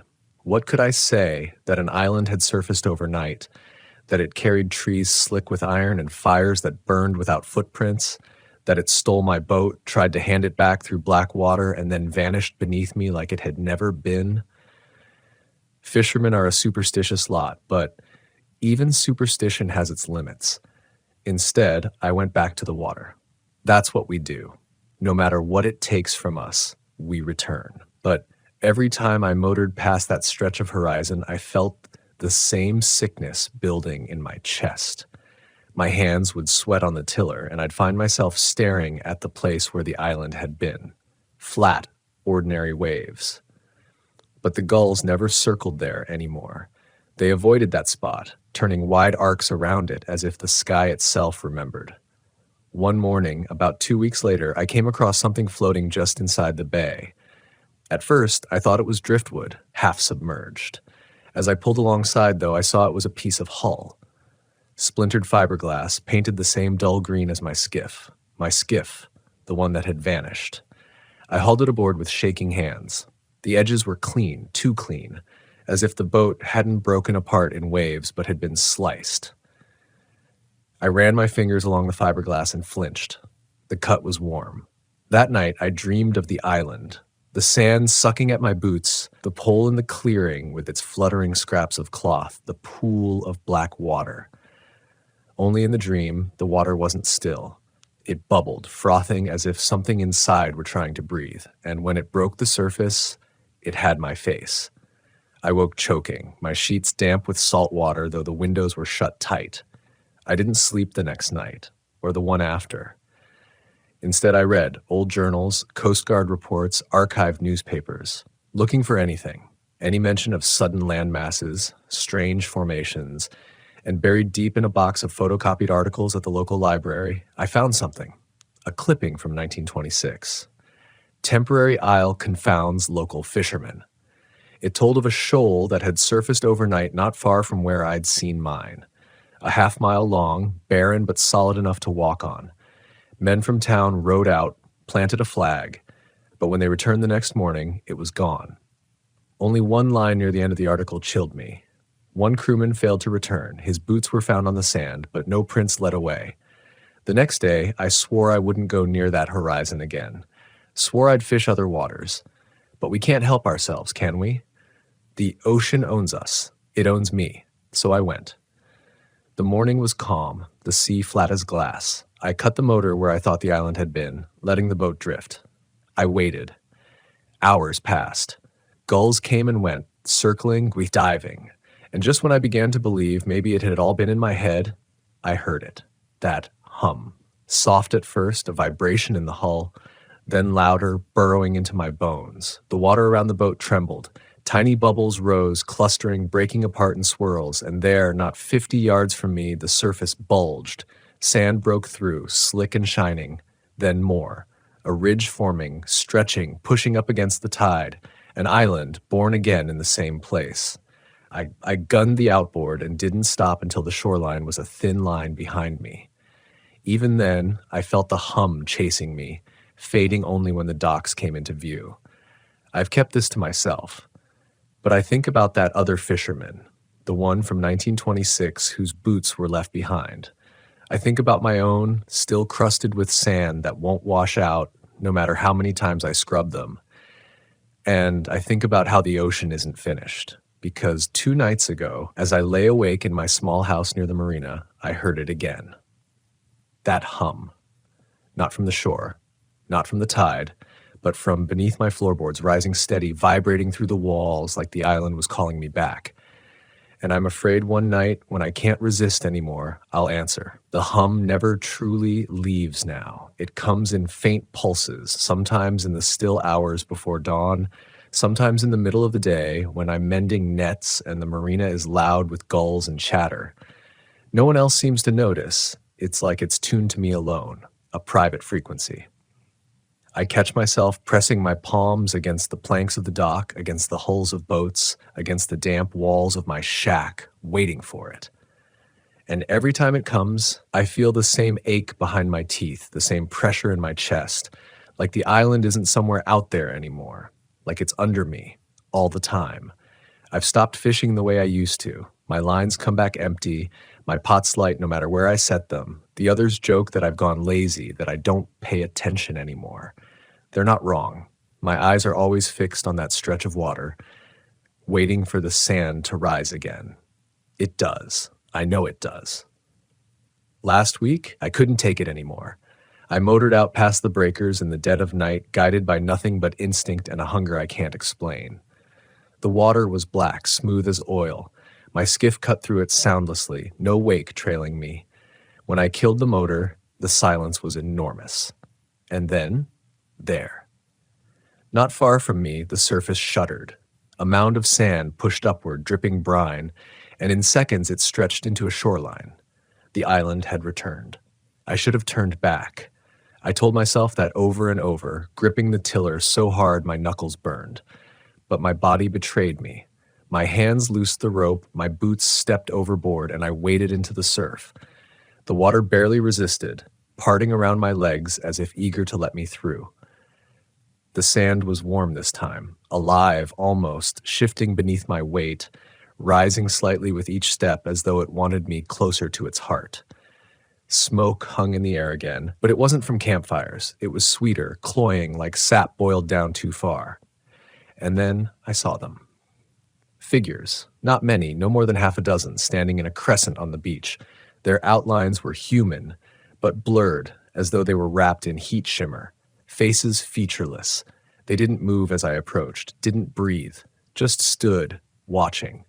I should have been terrified, but instead a strange calm filled me. My pulse slowed, my fear muted. The hum was stronger here, radiating through the sand, and it was shaping my thoughts, damping them like a hand pressed against a drum. One of the figures lifted its arm and pointed inland, toward the trees, toward the circle with the pole and its fluttering scraps. I felt my legs turn before I decided. I walked into the forest. The clearing was waiting, just as before. The pole stood in its center, cloths twisting in a wind I couldn't feel. But the pool, that perfect round of black water, was larger now. Its edges bled into the sand, seeping outward. The hum came from it, deep and throbbing. I crouched at its edge, staring at my reflection. But it wasn't my face staring back. It was me, yes, but not as I was. The reflection's eyes were deeper, hollow, its mouth just slightly open, whispering words I couldn't hear. The surface trembled. A hand pressed upward from below, pale and slick, palm flat against the water as though it were glass. Another followed. Then a face, my face, emerging slowly, lips moving in perfect time with mine though I wasn't speaking. I stumbled back, breath catching in my throat. The figures from the beach now stood at the edge of the clearing, watching silently, their heads tilted. The reflection reached higher, pressing against the surface until it broke. Water spilled outward, soaking the sand, and a voice, not mine, not human, slid into the clearing. "You left us." It wasn't a sound so much as a weight in my skull. My knees buckled. The figures stepped closer. The pool seethed, rising as though something vast beneath it was trying to push free. I turned and ran, tearing through the saplings, the hum swelling until it was all I could hear. My lungs burned, my throat raw, but I didn't stop. And then the trees ended. The beach opened before me, the tide higher than I remembered, waves slamming against the sand. I sprinted into the surf, blind with panic, and when I finally dared to look back, the island was already shrinking. The figures stood at the waterline, still watching. The pole leaned as though it might topple, the pool swelling, swallowing sand, and then, all at once, it was gone, sucked beneath the waves, leaving only foam and ripples. I staggered back into my skiff and rowed until my arms screamed, until the horizon was nothing but darkness and shore lights. But when I looked down into the water beside the boat, I saw my reflection again, and this time it smiled. I don't fish that part of the shore anymore. I don't even walk the beaches, but I know it'll return. The island always does. And when it does, I don't think I'll be able to keep myself from going back. I try to tell myself it was exhaustion, dehydration, something my mind spun out of nothing. But there are reminders, physical, stubborn reminders that won't let me dismiss it. My boots are lined with sand from that place, not ordinary sand. The grains are darker, finer, and they cling as though magnetized. No matter how many times I rinse them, leave them in the sun, scrape them clean, the sand returns. I wake to find it scattered across my floorboards, gritty between my sheets, dusting the inside of my pockets. And there's the smell, that sharp iron tang, like blood and salt brine mixed together. Sometimes I catch it rising from the nets even before they hit the deck. Sometimes it drifts through my house at night, stronger when the tide is low. I've torn apart walls, checked pipes, even crawled beneath the foundation, but there's nothing there. Just the smell, lingering, waiting. The others at the marina have started to notice changes in me.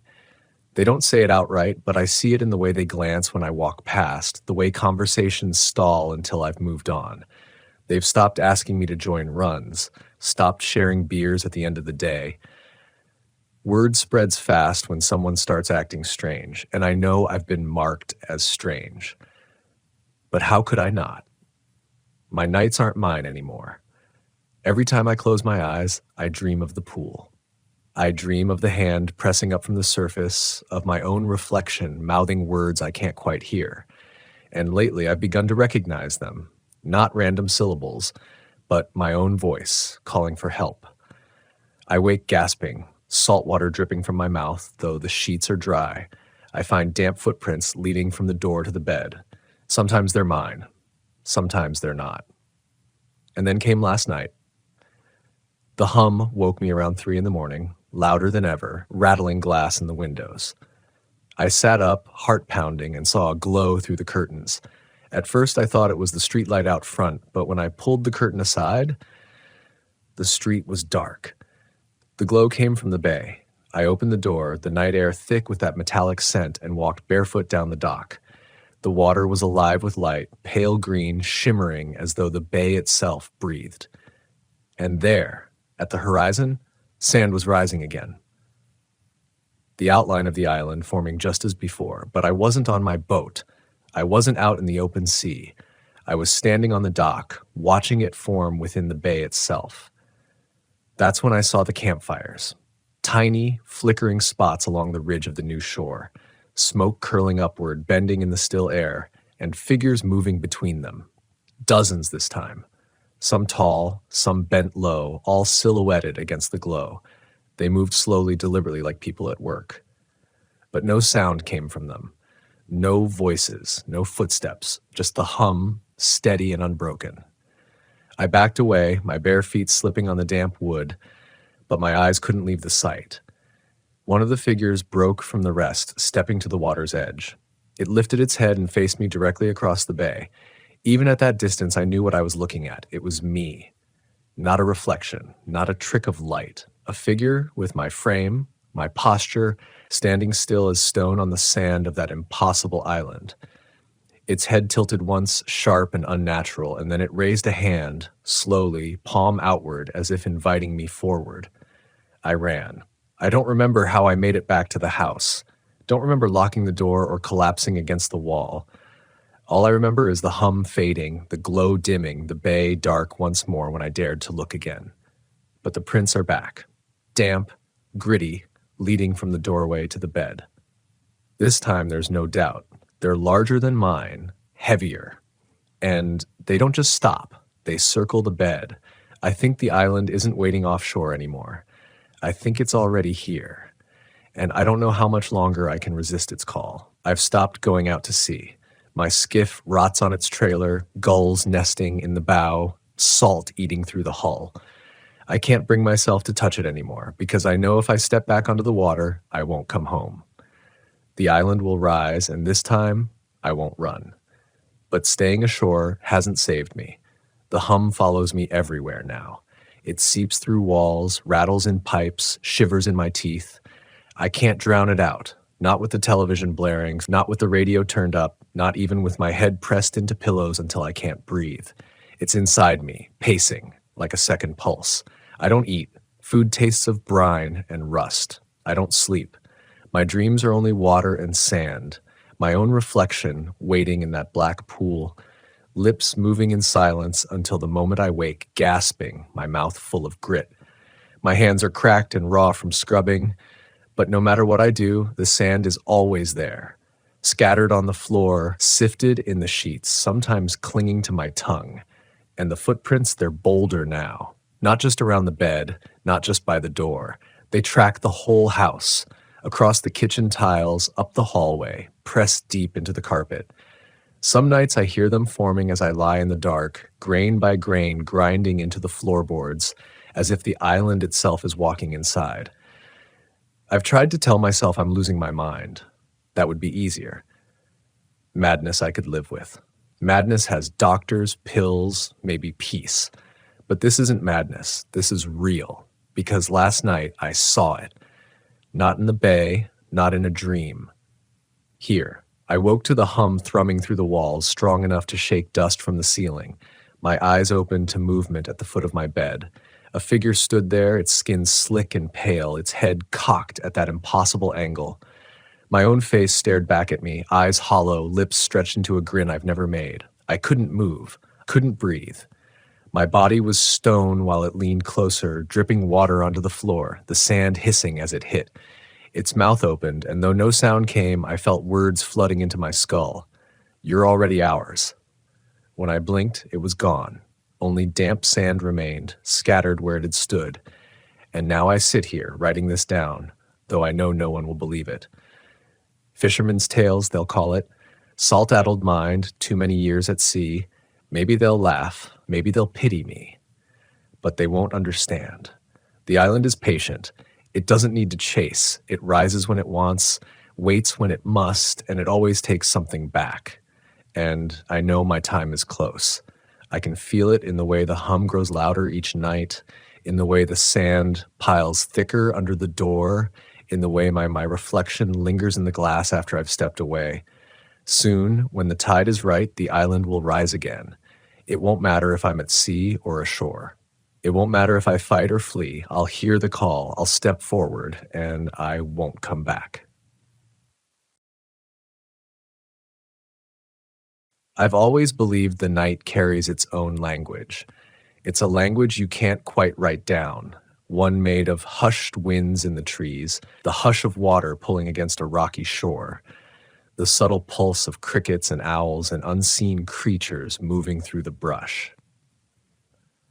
When you're parked out in the woods in an RV, far from the clatter of towns, that language becomes louder than anything else. It presses against the walls, creeps through the cracks of the windows, and if you're honest with yourself, it forces you to listen. That's where my story begins, on a stretch of forest road in northern Michigan, where I parked my RV at a small, almost forgotten campground just off Lake Superior.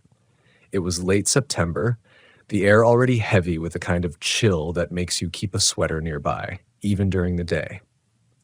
I was 36 at the time, worn down by a job that had me staring at screens for hours, chasing deadlines that never really mattered. I'd been traveling on and off for weeks, using my RV as a retreat, telling myself that solitude would clear my mind. I thought I was chasing peace. What I found instead was something I still have trouble putting into words. The campground wasn't much, just 5 or 6 gravel pads, a rusty hand pump for water, and a trail that disappeared into birch and pine. I was the only camper there that night. The ranger who checked me in had shrugged when I asked if it got busy. "Not this late in the season," he said. Most folks don't like being alone with the woods once the nights start getting longer. At the time, I laughed it off, thinking he was just trying to spook a city guy. But his words stuck in my head, repeating in a way I didn't expect. I set up my RV, leveled it, and cooked a simple dinner, nothing more than beans and rice on the propane stove. The sun dropped fast, leaving the forest drenched in shadows. Out there, darkness doesn't fade in gently. It arrives all at once, wrapping around everything with a kind of finality that makes you feel small.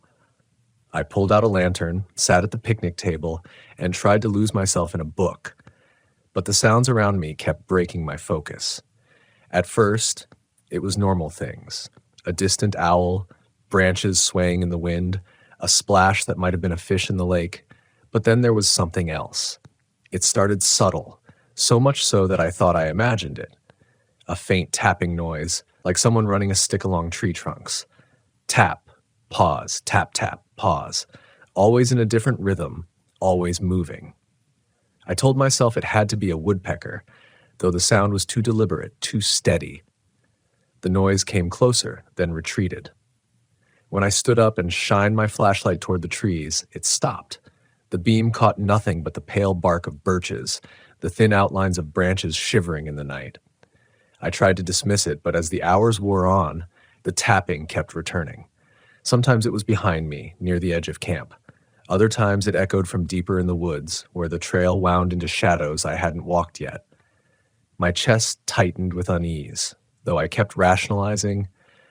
Animals, wind, or maybe just my imagination tuned too sharp after days of solitude. Eventually I went inside the RV, locked the door, and crawled into bed. The mattress felt colder than usual, like the air inside had sunk with the sun. I left a small lamp on, telling myself it was only because I wanted to read before falling asleep, though deep down, I knew I didn't want to be in total darkness. I closed my eyes, but the sounds didn't stop. This time, it wasn't tapping. It was footsteps. I swear I heard them circling the RV, soft, deliberate crunches on the gravel like someone trying not to be heard but failing just enough. My breath caught in my throat. I didn't move. Every instinct screamed at me to peek through the blinds, but fear held me frozen. I listened, counting each step, waiting for the sound to fade. But it didn't fade. It stopped, right by my door. The silence that followed was worse than the footsteps themselves. It was the kind of silence that makes your ears ache, straining for something, anything, to break it. My hand hovered near my phone, but there was no service out there. Even if there had been, what would I say? That I thought I heard someone walking outside? That I was scared in the middle of the woods? To who? Then came a sound I'll never forget. A long, slow exhale, like someone pressing their face close to the thin metal wall of the RV and breathing against it. I sat up, heart hammering, sweat beating down my spine. I wanted to shout, to demand who was there, but my throat locked tight. After what felt like minutes, but was probably seconds, the sound moved again. Not away. Around. Another step on the gravel. Then another. A faint dragging noise, as though something brushed against the side of the RV. And then tapping. Not from the trees this time, from the RV itself. Just one soft knock on the window, then silence. I couldn't take it anymore. I jumped from bed, grabbed the flashlight, and yanked the blinds aside. The beam cut across empty woods. No figure, no animal, no movement at all. Just birch trees swaying gently, their white bark glowing like bones in the light. My pulse was thundering in my ears, so loud it almost drowned out everything else. Almost. Because just then, from deeper in the woods, the tapping started again. Tap, pause, tap, tap. Farther this time, but no less deliberate. As if whatever it was wanted me to know it had moved back into the forest, just far enough to be hidden. I stood there for a long time, gripping the flashlight until my hand cramped, staring out into that ocean of trees. Every shadow looked like it was leaning closer. Every gust of wind carried the possibility of something unseen. Eventually, I forced myself back to bed, though sleep never came. My body stayed tense, every muscle coiled, listening for the next sound. And when morning finally arrived, when the sun cracked the horizon and light spilled across camp, the woods were silent. Not peaceful silent. Empty silent. As if the night had swallowed all sound and left nothing in return. I stepped outside, eyes scanning the ground. There were no footprints, no marks on the gravel, nothing on the side of the RV where I swore I heard dragging. For a moment I felt crazy, like I'd conjured the entire thing. But then I saw it. Just a few feet from the edge of camp, near the trailhead. A birch tree with 3 fresh marks etched into the bark. Not scratches, not animal tracks. 3 clean, vertical lines, evenly spaced, cut into the wood at eye level. I stood there, staring at those 3 marks, the cold morning air cutting into my lungs. They weren't deep, not gouges that an animal's claws would leave, but clean, shallow cuts, straight. Deliberate. I reached out without thinking, my fingers brushing over them. The bark curled slightly at the edges, still damp with sap. They were fresh, made sometime during the night, maybe even while I was frozen in bed, listening to the footsteps circle my RV. I pulled my hand back and wiped it against my jeans, suddenly aware of how alone I was. The campground was still, no other campers, no sign of life except the occasional bird cutting across the pale sky. Even the ranger station was a couple miles back, down the dirt road. If something had been out here with me, no one else had seen it. I tried to reason with myself. Maybe another camper had stopped by earlier in the week, carved something into the tree. Maybe it was a kid messing around, but the neatness of those lines made that hard to believe.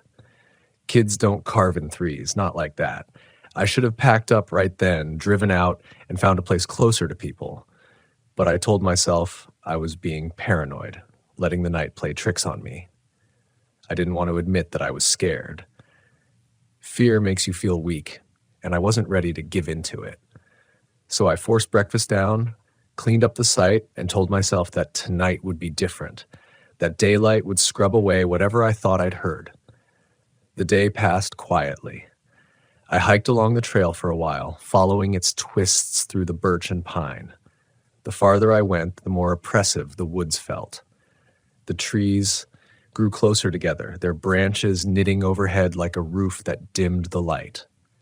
Every once in a while, I'd stop and listen, certain I heard something moving just beyond sight.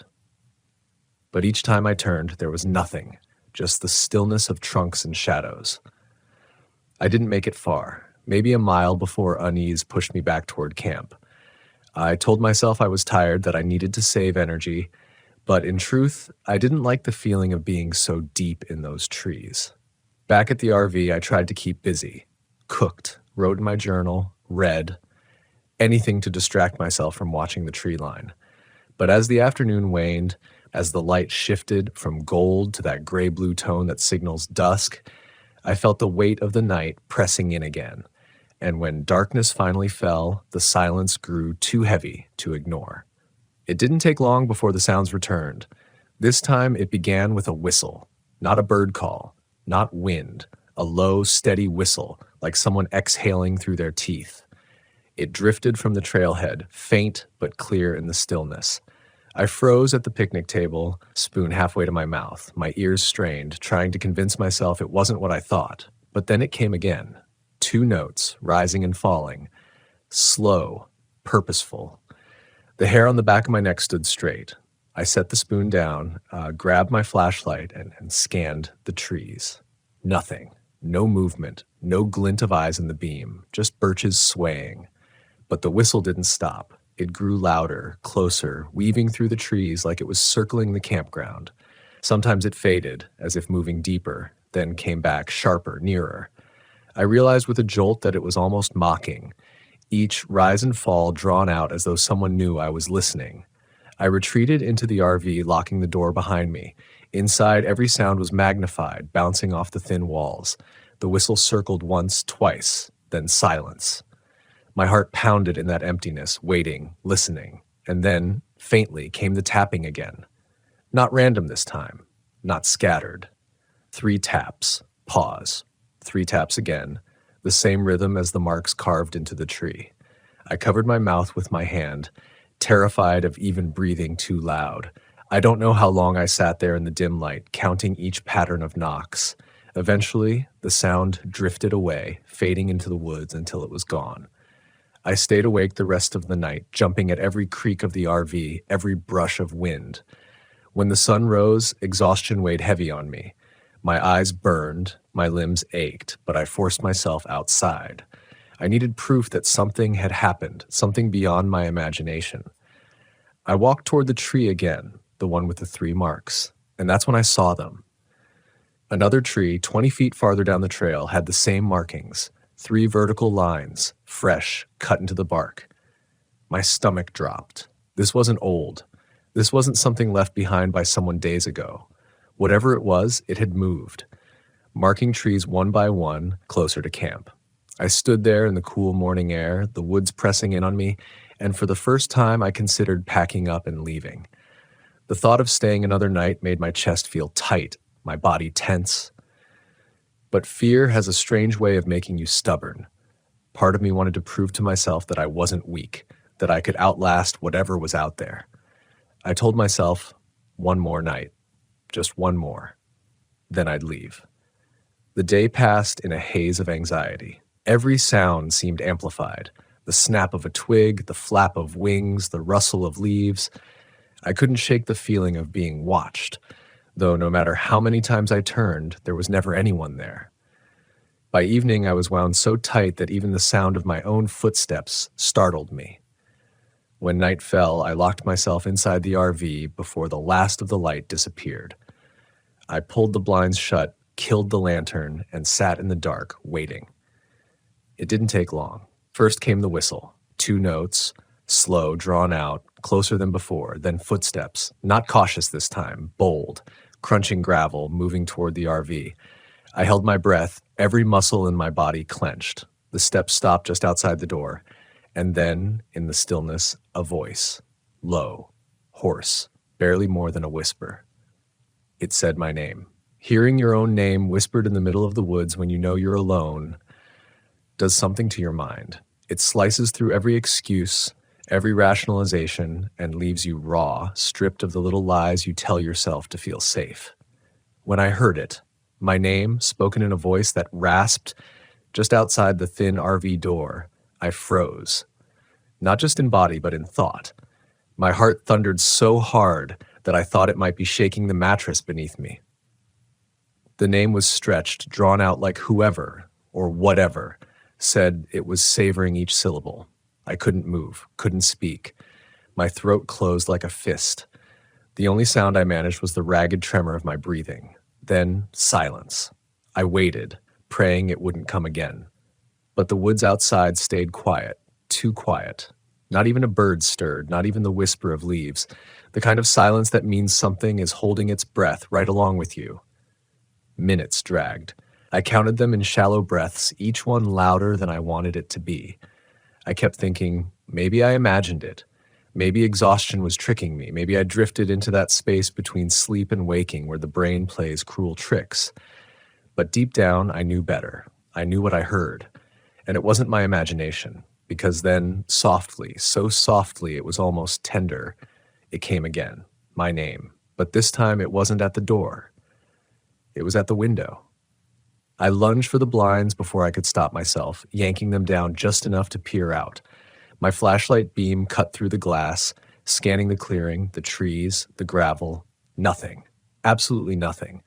But my skin crawled, every instinct screaming that I wasn't alone. And then, knock. 3 times. Right on the window. Not loud, not aggressive, just measured. Like punctuation. I stumbled back, nearly tripping over the edge of the bed. My flashlight shook in my hand, about the beam jittering across the walls. I didn't dare make a sound. The knocking stopped. Silence again. Then, as if mocking me, the whistle started up. Low. Slow. Those same 2 notes drifting through the trees. I couldn't take it anymore. I grabbed the baseball bat I kept under the bed, a flimsy comfort at best, and pressed myself into the corner of the RV. My mind spun, torn between staying silent and screaming out into the night. But I knew instinctively, if I acknowledged it, if I gave it my voice, it would mean something I couldn't take back. So I stayed silent. The whistle moved, circling. The footsteps followed, crunching in the gravel, dragging against the side of the RV like nails down a chalkboard. At one point, I swore I heard something brush against the door handle, a faint metallic clink that made bile rise in my throat. And then, nothing. The sounds faded, slipping back into the woods, swallowed by distance. My body trembled so violently I thought my bones might rattle apart, but I didn't move. I stayed huddled in that corner until the first light of dawn began to seep through the blinds. When the sun finally rose, I staggered outside, gripping the bat like a lifeline. My breath fogged in the cool air, and I scanned the clearing with bleary eyes. The gravel was disturbed. Not footprints, at least nothing distinct, but scuffs. Marks where something had walked back and forth, circling. My stomach turned cold as I followed the trail. It led back toward the woods, toward the trees. And there, not far down the path, another birch bore the 3 marks. Fresh, clean, carved deep enough to glisten with sap. That was it. My breaking point. I couldn't explain it, couldn't rationalize it away. It wasn't an animal, it wasn't kids, and it wasn't the wind. Something had followed me here, something that knew my name, that wanted me to hear it. I went back to the RV and started packing. Hands shaking, I shoved clothes into drawers, slammed cabinets, stowed everything I could. I didn't care about neatness, didn't care about order. I just needed to leave. But as I worked, I heard it again. Not outside, inside. A faint tap from the bathroom door. 3 knocks. My blood turned to ice. I stood frozen in the middle of the RV, staring at that closed door. My mind spun, telling me it was impossible. I'd locked the RV. I'd been inside the whole time. There was no way anyone or anything could be in there. And yet, as I stared, the door creaked. Just a fraction of an inch. Enough to whisper across the silence. I dropped everything and bolted. I don't even remember pulling the keys from the counter or yanking the door open. I just remember the sting of cold air as I launched myself outside, fumbling for the ignition. The engine roared to life, and gravel spat from under the tires as I tore out of that campground, heart pounding in my throat. I didn't look back. Not once. The road twisted through the trees, branches clawing at the sides as though trying to hold me there. I drove until the woods broke open into a clearing, until I saw the faint outline of the ranger station ahead. Only then did I finally stop, gasping, gripping the wheel so tight my knuckles ached. When the rangers stepped out, eyes squinting against the morning light, I must have looked like hell, pale, trembling, wild-eyed. He frowned and asked if I was all right. I almost told him everything. About the knocking, the whistle, the voice, the marks in the trees, about the sound from inside the RV. But when I opened my mouth, nothing came out. Because how do you explain something you don't even understand yourself? So I just shook my head and said I needed to move on. He watched me for a long moment, like he wanted to say more, but in the end, he just nodded. I left that place behind me, but I didn't leave it behind me. Not really, because here's the part I can't shake, the part that gnaws at me even now. The whole drive out over every bump and curve of that dirt road, I kept hearing it. Not outside, inside. A faint whistle, 2 notes, slow, deliberate, as if it had come with me. I kept driving mile after mile, the forest thinning behind me, fields opening in long, cold stretches. But no matter how far I put between myself and that campground, I couldn't quiet my ears. Every hum of the engine, every rattle in the cupboards, every shift of the RV's frame felt like it could be hiding something else. I would turn down the radio, thinking I heard the whistle, only to realize it was the wind slipping through the window seams. Then, once the radio was off, I'd sit in silence until silence itself became unbearable. I didn't stop until I reached a bigger town near the Wisconsin border. It was midday by then, the sun high and blinding. Normal people filled the streets, farm trucks parked in rows, kids riding bikes, families walking in and out of diners. That should have calmed me, anchored me back in reality. But it didn't. If anything, made the contrast sharper. They were living ordinary lives while I carried something with me I couldn't explain. I parked the RV in a lot behind a grocery store and sat there staring at the wheel. My palms were raw from gripping it too long. My shoulders ached. I told myself I'd get some food, stretch, remind myself what it was like to be around other people. But before I stepped out, I froze. Because from inside the RV, faint but clear, came 3 knocks. From the bathroom door. My stomach hollowed out. My whole body went weak. I'd left the campground, I'd driven hours away. There was no reason for that sound to follow me, and yet it had. I bolted into the store, nearly crashing into a man pushing a cart. He gave me a strange look, muttered something under his breath, but I didn't care. I paced the aisles, trying to convince myself I wasn't losing it. Maybe it was the RV settling, maybe the pipes, maybe I was carrying the sound in my head, replaying it against the walls. But none of those explanations felt right. The knocks were too deliberate, too precise. I didn't go back to the RV for hours. Instead, I wandered town, sat in a diner with a cup of coffee I barely touched, stared out the window like a man waiting for something to happen. Eventually, when dusk started creeping in, I forced myself back. My legs felt heavy, my chest tight, but I couldn't stay away forever.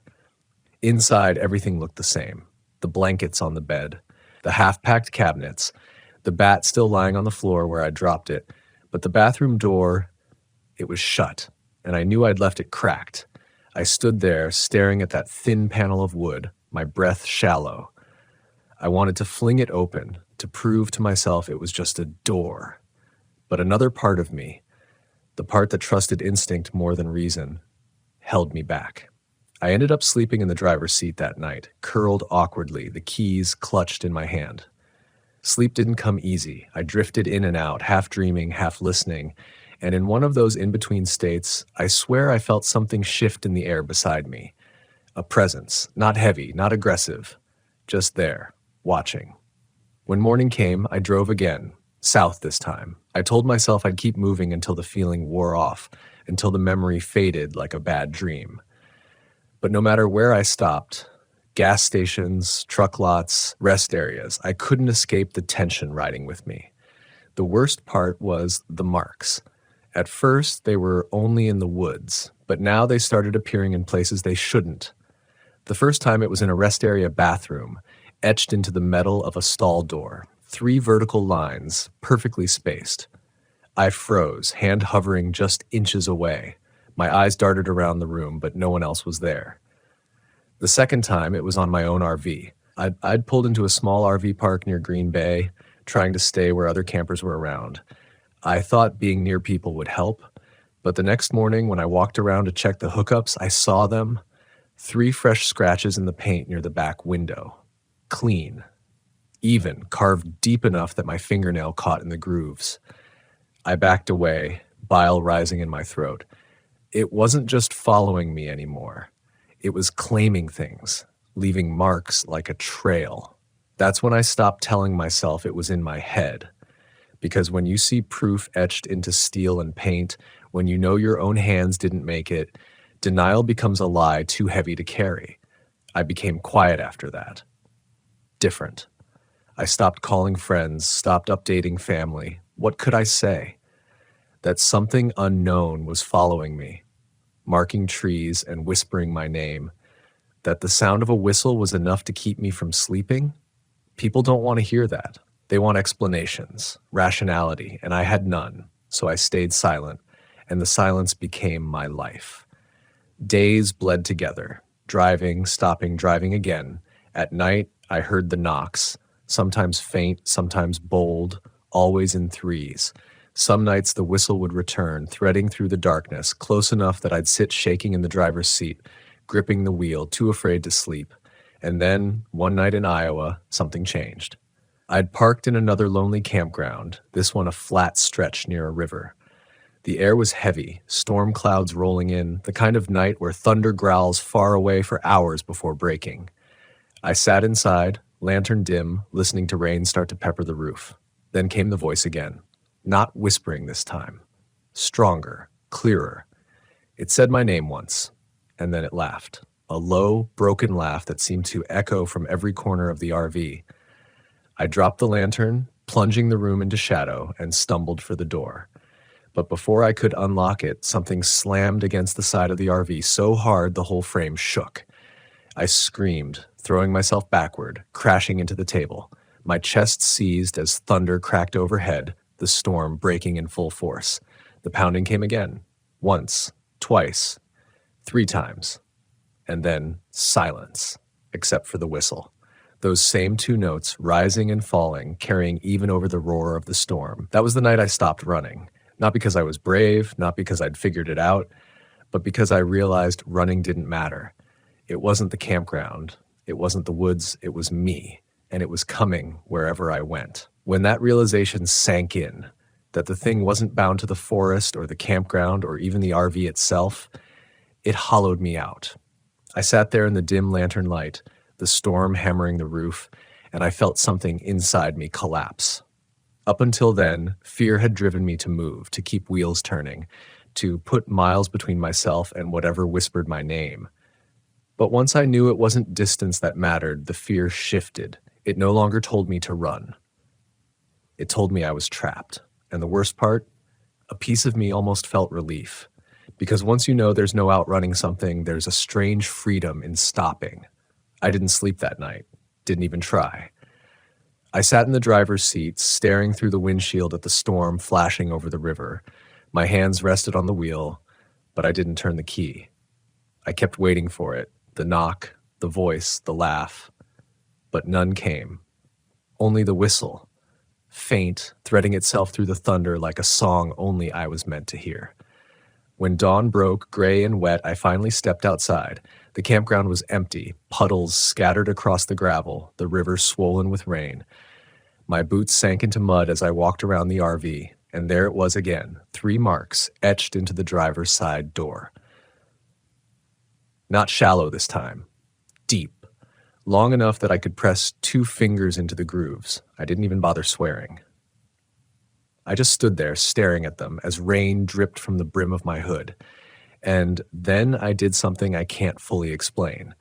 I reached into the pocket of my jacket, pulled out my pocket knife, and carved 3 more lines just beneath them. Not clean like the others, jagged, uneven, clumsy, but mine. A reply. I don't know why I did it. Maybe it was defiance, maybe madness.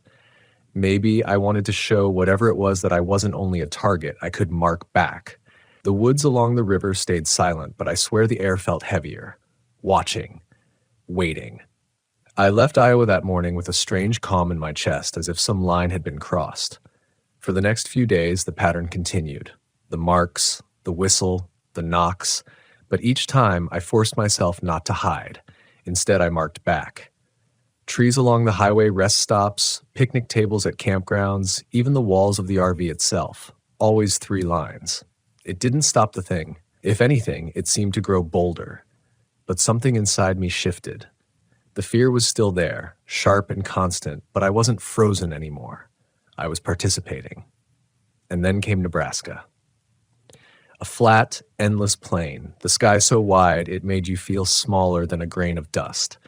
I'd parked at a roadside pull-off, nothing but fields stretching in every direction. The horizon glowed orange with sunset, the kind of light that makes everything look both beautiful and haunted. I sat at the small table inside the RV, carving 3 more lines into the wood with my knife. That's when I heard it. Not the whistle. Not the knocking. A second voice. It didn't say my name. It didn't laugh. It whispered, "Why?" The word was so soft I almost thought it was the wind, but the way it curled through the air, wrapping itself around my ear, made my skin crawl. "Why what?" I whispered back before I could stop myself. The silence that followed was worse than the question. My heart thudded against my ribs. My grip on the knife tightened until my knuckles turned white. The question echoed in my skull long after the air had gone still again. Why? Was it asking why I'd marked back? Why I hadn't left? Why I was chosen? Or was it something darker? Why I thought I had any say at all?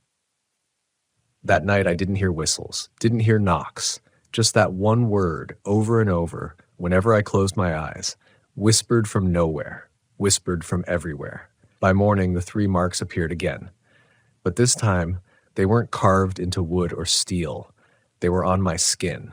3 faint red scratches across my forearm, straight and clean, as if traced by a razor. I hadn't felt them appear. There was no blood, no sting, just marks waiting for me when I woke. I sat at the edge of the bed, staring at them until my vision blurred.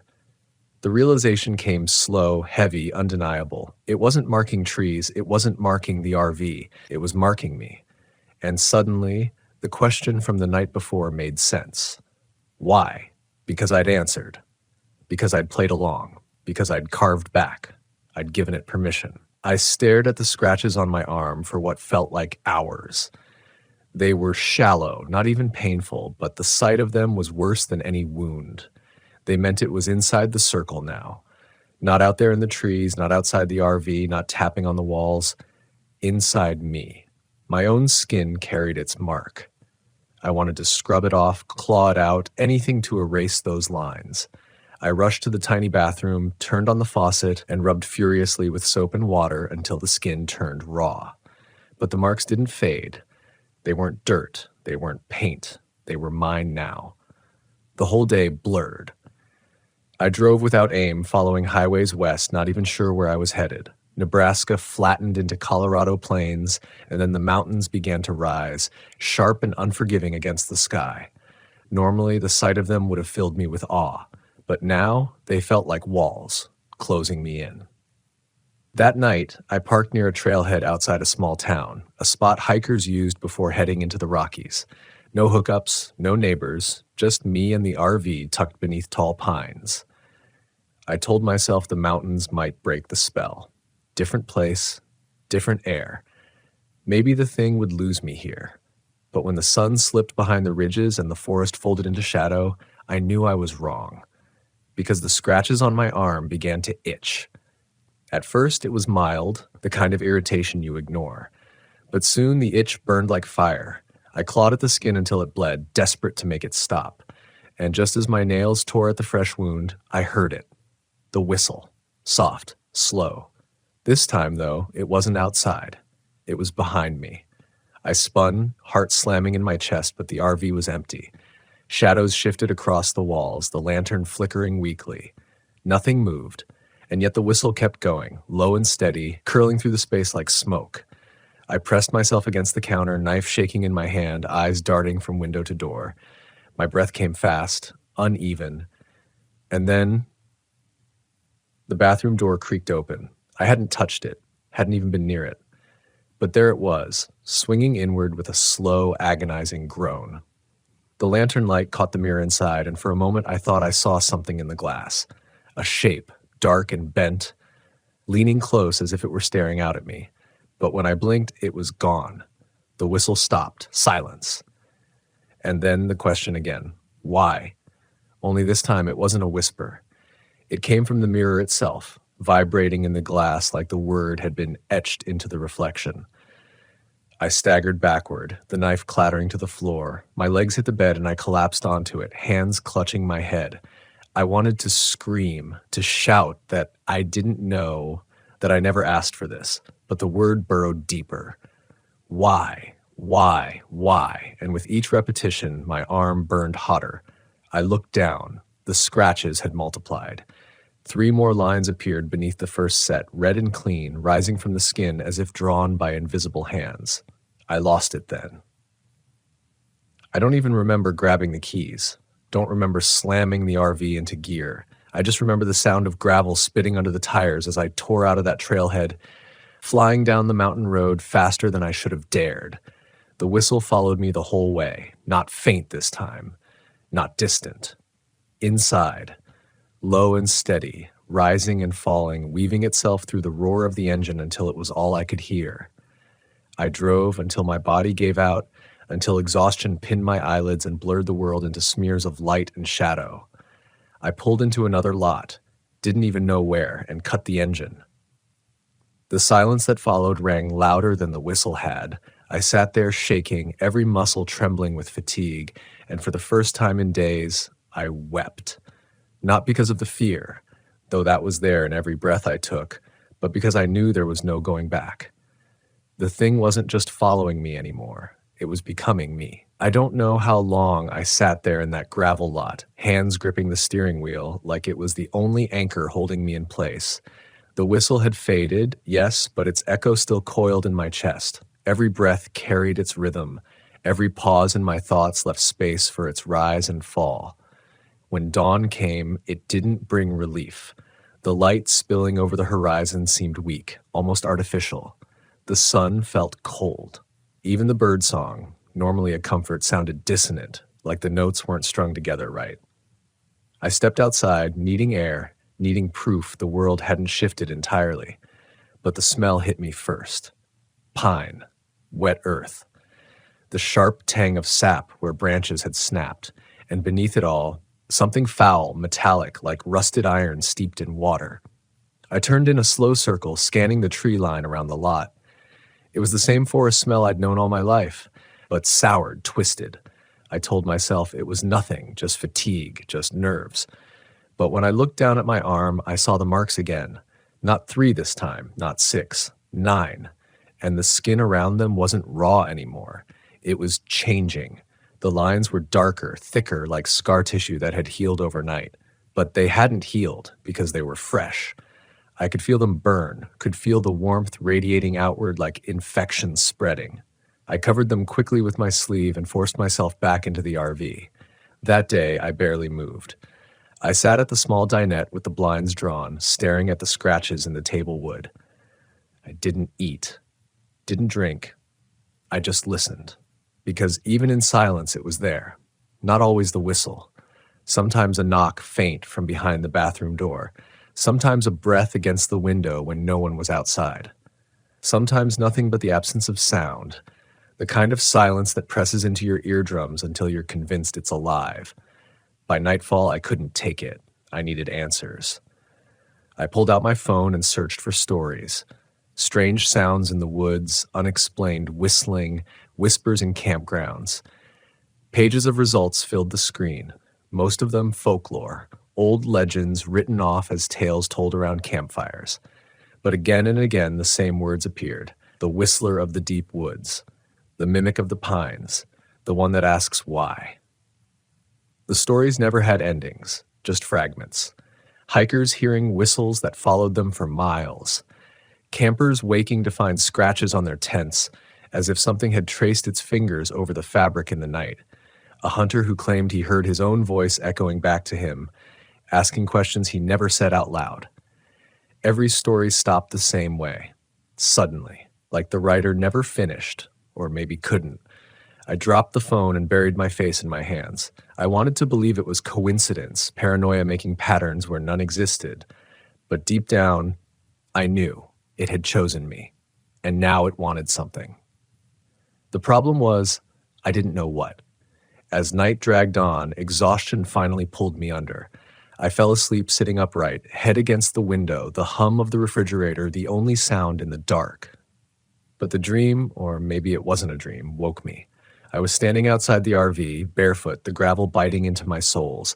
The forest was thick around me, the trees leaning close, their branches knitting together overhead until the stars disappeared. And from deep within the shadows, the whistle rose. Not faint, not far, close. And then I saw them. Eyes, dozens of them, gleaming in the dark, fixed on me from every direction. Some low to the ground, some high in the branches, some at eye level. They didn't blink, didn't waver, they just stared. The whistle shifted, bending into words, stretching until I could understand it. Why do you fear us? I wanted to run, but my legs wouldn't move. I wanted to scream, but my mouth wouldn't open. My body wasn't mine anymore. It was theirs. And then they stepped forward, not people, not animals. Something in between, wrong in shape and motion, their limbs bent backward, their heads cocked too far to the side, their mouths wide with silence. And in unison they whispered again, "Why do you fear us?" I jolted awake, gasping, drenched in sweat. My feet were bare, gravel dust clinging to the soles. And outside the window, pressed against the glass, a hand, thin, long-fingered, scraping slowly down until it vanished into the dark. I didn't move for what felt like hours. My body was locked in place, breath shallow, heart thudding in a rhythm that seemed loud enough for the thing outside to hear. I stared at that glass, waiting for the hand to return, waiting for the scrape to start again. But nothing came. The silence that followed was worse. It pressed down heavy, like the woods themselves were leaning against the RV, listening, waiting. Eventually, I dared to reach for the blinds and snapped them shut, cutting myself off from the window, from whatever waited out there. It was a coward's move, but it was the only thing I could do without breaking completely. Sleep was impossible after that. I stayed awake until the first smear of gray dawn bled across the sky, pacing the length of the RV back and forth, back and forth. Every creak of the floorboards under my feet felt amplified. Every time I stopped, I thought I heard something else moving with me, just out of step, like a second set of feet echoing my own. By morning, I felt hollow, brittle. My nerves were shot. My hands shook as I tried to pour water into a mug. The coffee tasted like metal. The food I forced into my mouth turned to ash. I told myself I needed to leave. That was the logical step. Pack up, drive out, find another place, another campground, maybe even head back to town. But the thought stuck in my throat. It wasn't that simple anymore. Something inside me whispered that leaving wouldn't matter. That it wasn't the campground, it wasn't the forest. It was me. Because wherever I went, it would follow. That thought rooted itself deep, and I couldn't shake it. By mid-afternoon, I stepped outside anyway, trying to ground myself in the ordinary. The sun was bright, the sky clear, birds flitted from branch to branch. From the outside, nothing looked wrong. The woods even smelled normal again, the faint sweetness of pine needles crushed underfoot. I walked slowly toward the tree line, forcing myself to move closer to where the hand had been. My shoes crunched the gravel, every step deliberate. I kept telling myself that in daylight, things couldn't touch me. It was a lie, but I needed to believe it. I stopped just short of the shadows, peering in. The woods looked calm, but there was a stillness to them, a pause in nature's rhythm, like the forest was holding its breath. That was when I heard it again, the whistle. Not distant this time, not drawn out and searching. It was right there, a low rising note slipping from between the trees, curling around me like smoke. And beneath it, layered so faintly I almost missed it, came the words, "Why do you fear us?" My knees buckled, and I stumbled backward, tripping over the gravel until I caught myself against the RV. The sound stopped instantly, like it had been waiting for my reaction. The silence that followed was deafening. I don't know how long I stood there, frozen, eyes locked on the tree line. Nothing moved. No wind stirred the branches. No bird called. Just stillness. Finally, I forced myself inside, slammed the door, locked it, and pulled every curtain shut. My chest felt tight, my breathing ragged. I sank into the seat at the dinette and pressed my palms against my eyes. And in the dark behind my eyelids, I saw them again. The eyes, the bent shapes, the mouths stretched too wide. And I heard their question echoing through the hollow spaces of my mind. Why do you fear us? That was the moment I realized it wasn't just about being afraid anymore. It wasn't about surviving a night or waiting until dawn or even finding a way to leave. They wanted me to answer. And deep down I knew that if I didn't, if I kept denying them, they wouldn't stop. The whistles, the scratches, the eyes in the dark, they would only grow louder, closer, until there was nothing left of me but the fear itself. The question became a weight, heavy, suffocating. Why do you fear us? Because you're not human, because you want something I can't give, because you're already inside me. I didn't know the answer, and I was terrified of finding out. That night, I didn't try to sleep. I sat at the small table, the RV wrapped in stillness, waiting for the sound to come again. My hands trembled, but my resolve hardened. For the first time, I knew I couldn't just hide from it. If they wanted my answer, they would get it, even if it broke me. The night stretched on like a living thing, thick and suffocating. Every small creak of the RV made my nerves flare. I sat at the table, elbows resting on the worn laminate, hands clenched together, staring at the grain of the wood as though it might offer guidance. I didn't hear the whistle at first. Only silence, oppressive and expectant. My chest tightened with each shallow breath. I could feel the scratches on my arms itching, pulsing, as if they had their own heartbeat. I knew it was waiting. The forest beyond the RV had gone quiet too, the wind stilled, every creature seemingly holding its breath. Then it began. Low at first, the whistle curled from the trees, rising and falling, weaving itself into the gaps between my thoughts. And then came the taps. 3. Pause. 3. On the side of the RV. I didn't move. I didn't flinch. I couldn't. My body was rigid with dread. Why do you fear us? The voice came next, layered not just from outside, but in my head, echoing alongside my own thoughts. It wasn't loud, but it filled the space completely, pressing against my skull. I wanted to deny it. I wanted to tell it I wasn't afraid. But even saying the words felt impossible. Finally, I whispered, almost to myself, I don't know. The words hung in the air, fragile and inadequate. The whistle grew sharper, curling into a higher tone that made my teeth ache. The taps on the RV intensified, rattling the walls and vibrating through the floorboards, thrumming in my chest. I closed my eyes and tried again. I fear losing myself. Silence. Then slow, deliberate scratching along the bathroom door. Not nails, not claws. Something sliding, smooth and cold. My stomach roiled. I wanted to run, to hide, to throw the RV into gear and escape, but my legs refused to obey. The voice inside my head softened, coiling around my fear. Then see what you must see. Accept it. Become it. Understand why. I swallowed hard. My pulse thundered. My hands shook.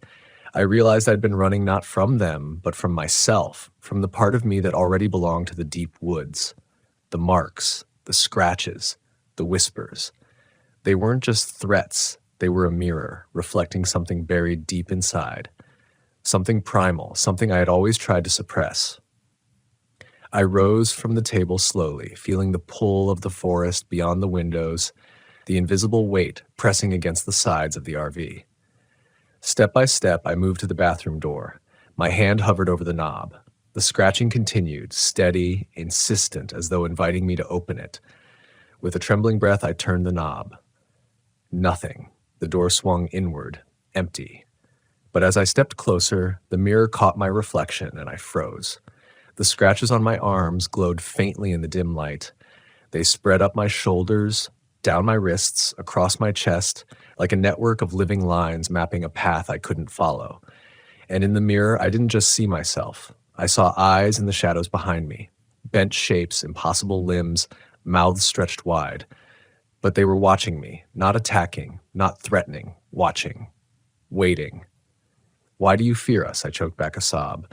And then for the first time, I spoke clearly aloud into the empty RV, because I didn't understand, because I didn't see myself. The mirror shimmered. The shapes dissolved into the reflection, leaving only me, my own reflection, but changed. Not terrifying, not monstrous, just aware.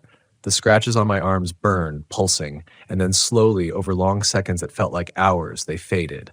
The itch left. The lines softened into faint scars, reminders, but no longer consuming. The whistle stopped. The taps ceased.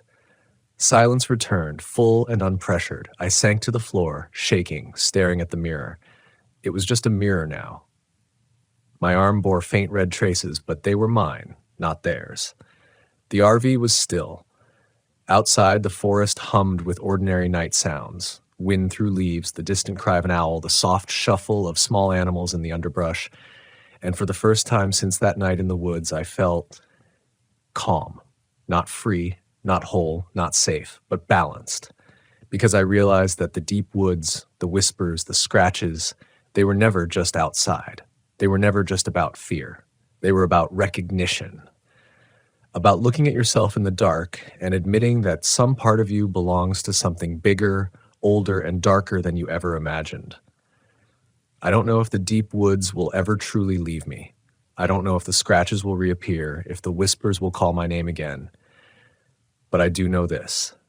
Fear loses its grip when you stop denying it, when you face it, when you speak the truth aloud, even when your voice shakes. I stayed in that RV another night, silent, listening, awake, but not afraid. And in the dawn that followed, I drove out of that place, slow and deliberate, carrying the scars, carrying the memory, carrying the lesson that fear isn't just something to survive, it's something to understand.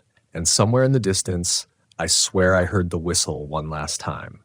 Not calling, not mocking, just acknowledging. And for the first time, I nodded back. I drove in silence that morning, the road stretching straight ahead like a ribbon of possibility. The RV hummed beneath me, steady and familiar, carrying me forward, mile after mile. The forest had faded behind me, and yet I knew it wasn't gone. I didn't need to see it to feel it. Its memory lingered in my chest, a steady pressure reminding me that some things don't leave you, no matter how far you go. The scratches on my arms were faint now, almost ghosts of the marks they had been. I flexed my fingers, traced them gently, and felt a strange pride, a recognition of survival that wasn't about fleeing, but about seeing, acknowledging, facing. They were reminders, yes, but also badges of understanding. I had stared into the deep woods and not broken entirely. I stopped at a small overlook where the highway curved along a valley.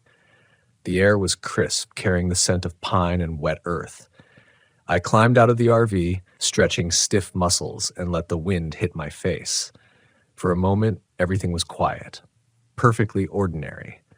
But the memory of that voice, the whistle, the taps, lingered. I didn't fight it. I let it sit with me, a shadow companion that reminded me of limits, of boundaries, of truth. I thought about the campers, the hikers, the stories I'd read online in a desperate search for answers. I thought about the moments I'd felt utterly powerless, the nights I'd spent trembling, the times I had told myself it was all in my head. And I realized something important. Fear isn't always an enemy. Sometimes it's a guide, a teacher disguised in the dark. It shows you where you've been blind, where you've denied what's real, what's deep inside you. As the sun climbed higher, I started the RV again and drove on, slower now, deliberate. I didn't need to escape anymore. I needed to move forward, to live in the tension without letting it crush me. Along the way, I stopped at a small town market and bought some supplies. The people there were kind, ordinary, unaware of the night sounds that had followed me across states, unaware of the deep woods etched into my skin and memory. Their normalcy was comforting, but it didn't erase the lesson I'd learned. The deep woods weren't a place you could leave. They were a part of you, the dark and wild parts of your own mind, waiting for acknowledgement. By the time I set up camp that night, further west in the shadow of a new range of mountains, I felt different. Not fearless. Fear would always be there, but grounded. I unpacked slowly, lit a small fire outside the RV, and let its warmth chase away some of the lingering chill. The forest beyond the campsite was quiet, ordinary in its sounds, yet I felt no need to flee from it. I listened, acknowledged it, and felt the presence in a way that was no longer purely terror. It was respect, understanding, coexistence. That night as I sat by the fire, I thought about the scratches, the whistle, the knocks. I thought about the deep woods, about the moments of pure panic, the nights spent awake and trembling, and I realized something vital. The experience didn't just mark my body, it marked my perspective. I had been tested, pushed into the deepest parts of my own mind, and forced to face truths I had ignored for too long. And that was the lesson I carried with me, more than the fear, more than the scars. Courage isn't the absence of fear. Courage is seeing the darkness, naming it, speaking to it, and living despite it. It's not about surviving unscathed. It's about surviving whole, aware, changed, and stronger for having faced the unknown. I lay down that night, exhausted but alert, and for the first time in weeks, I felt a quiet peace. The whistle never came. The taps didn't echo on the RV walls. The marks on my arms remained faint, permanent reminders, but no longer threatening. The forest was still there, just beyond the reach of the firelight, waiting. But I was no longer running. I had met it, acknowledged it, and spoken my truth aloud. And as I drifted into sleep, I realized that the deep woods, with all their darkness and whispering shadows, had given me something precious, a mirror to my own strength, a reminder that even in terror, understanding is possible, and even in the darkest nights, the dawn always arrives. I don't know what will come next, or if I will ever feel completely free from the whispers that followed me from that first campground. But I do know this: I am still here. I am still moving forward. I am still myself. And in that, I have already won more than I ever thought possible. Because the deep woods taught me the hardest lesson of all. Fear is not your enemy. It is the compass pointing to your courage. And I followed it home.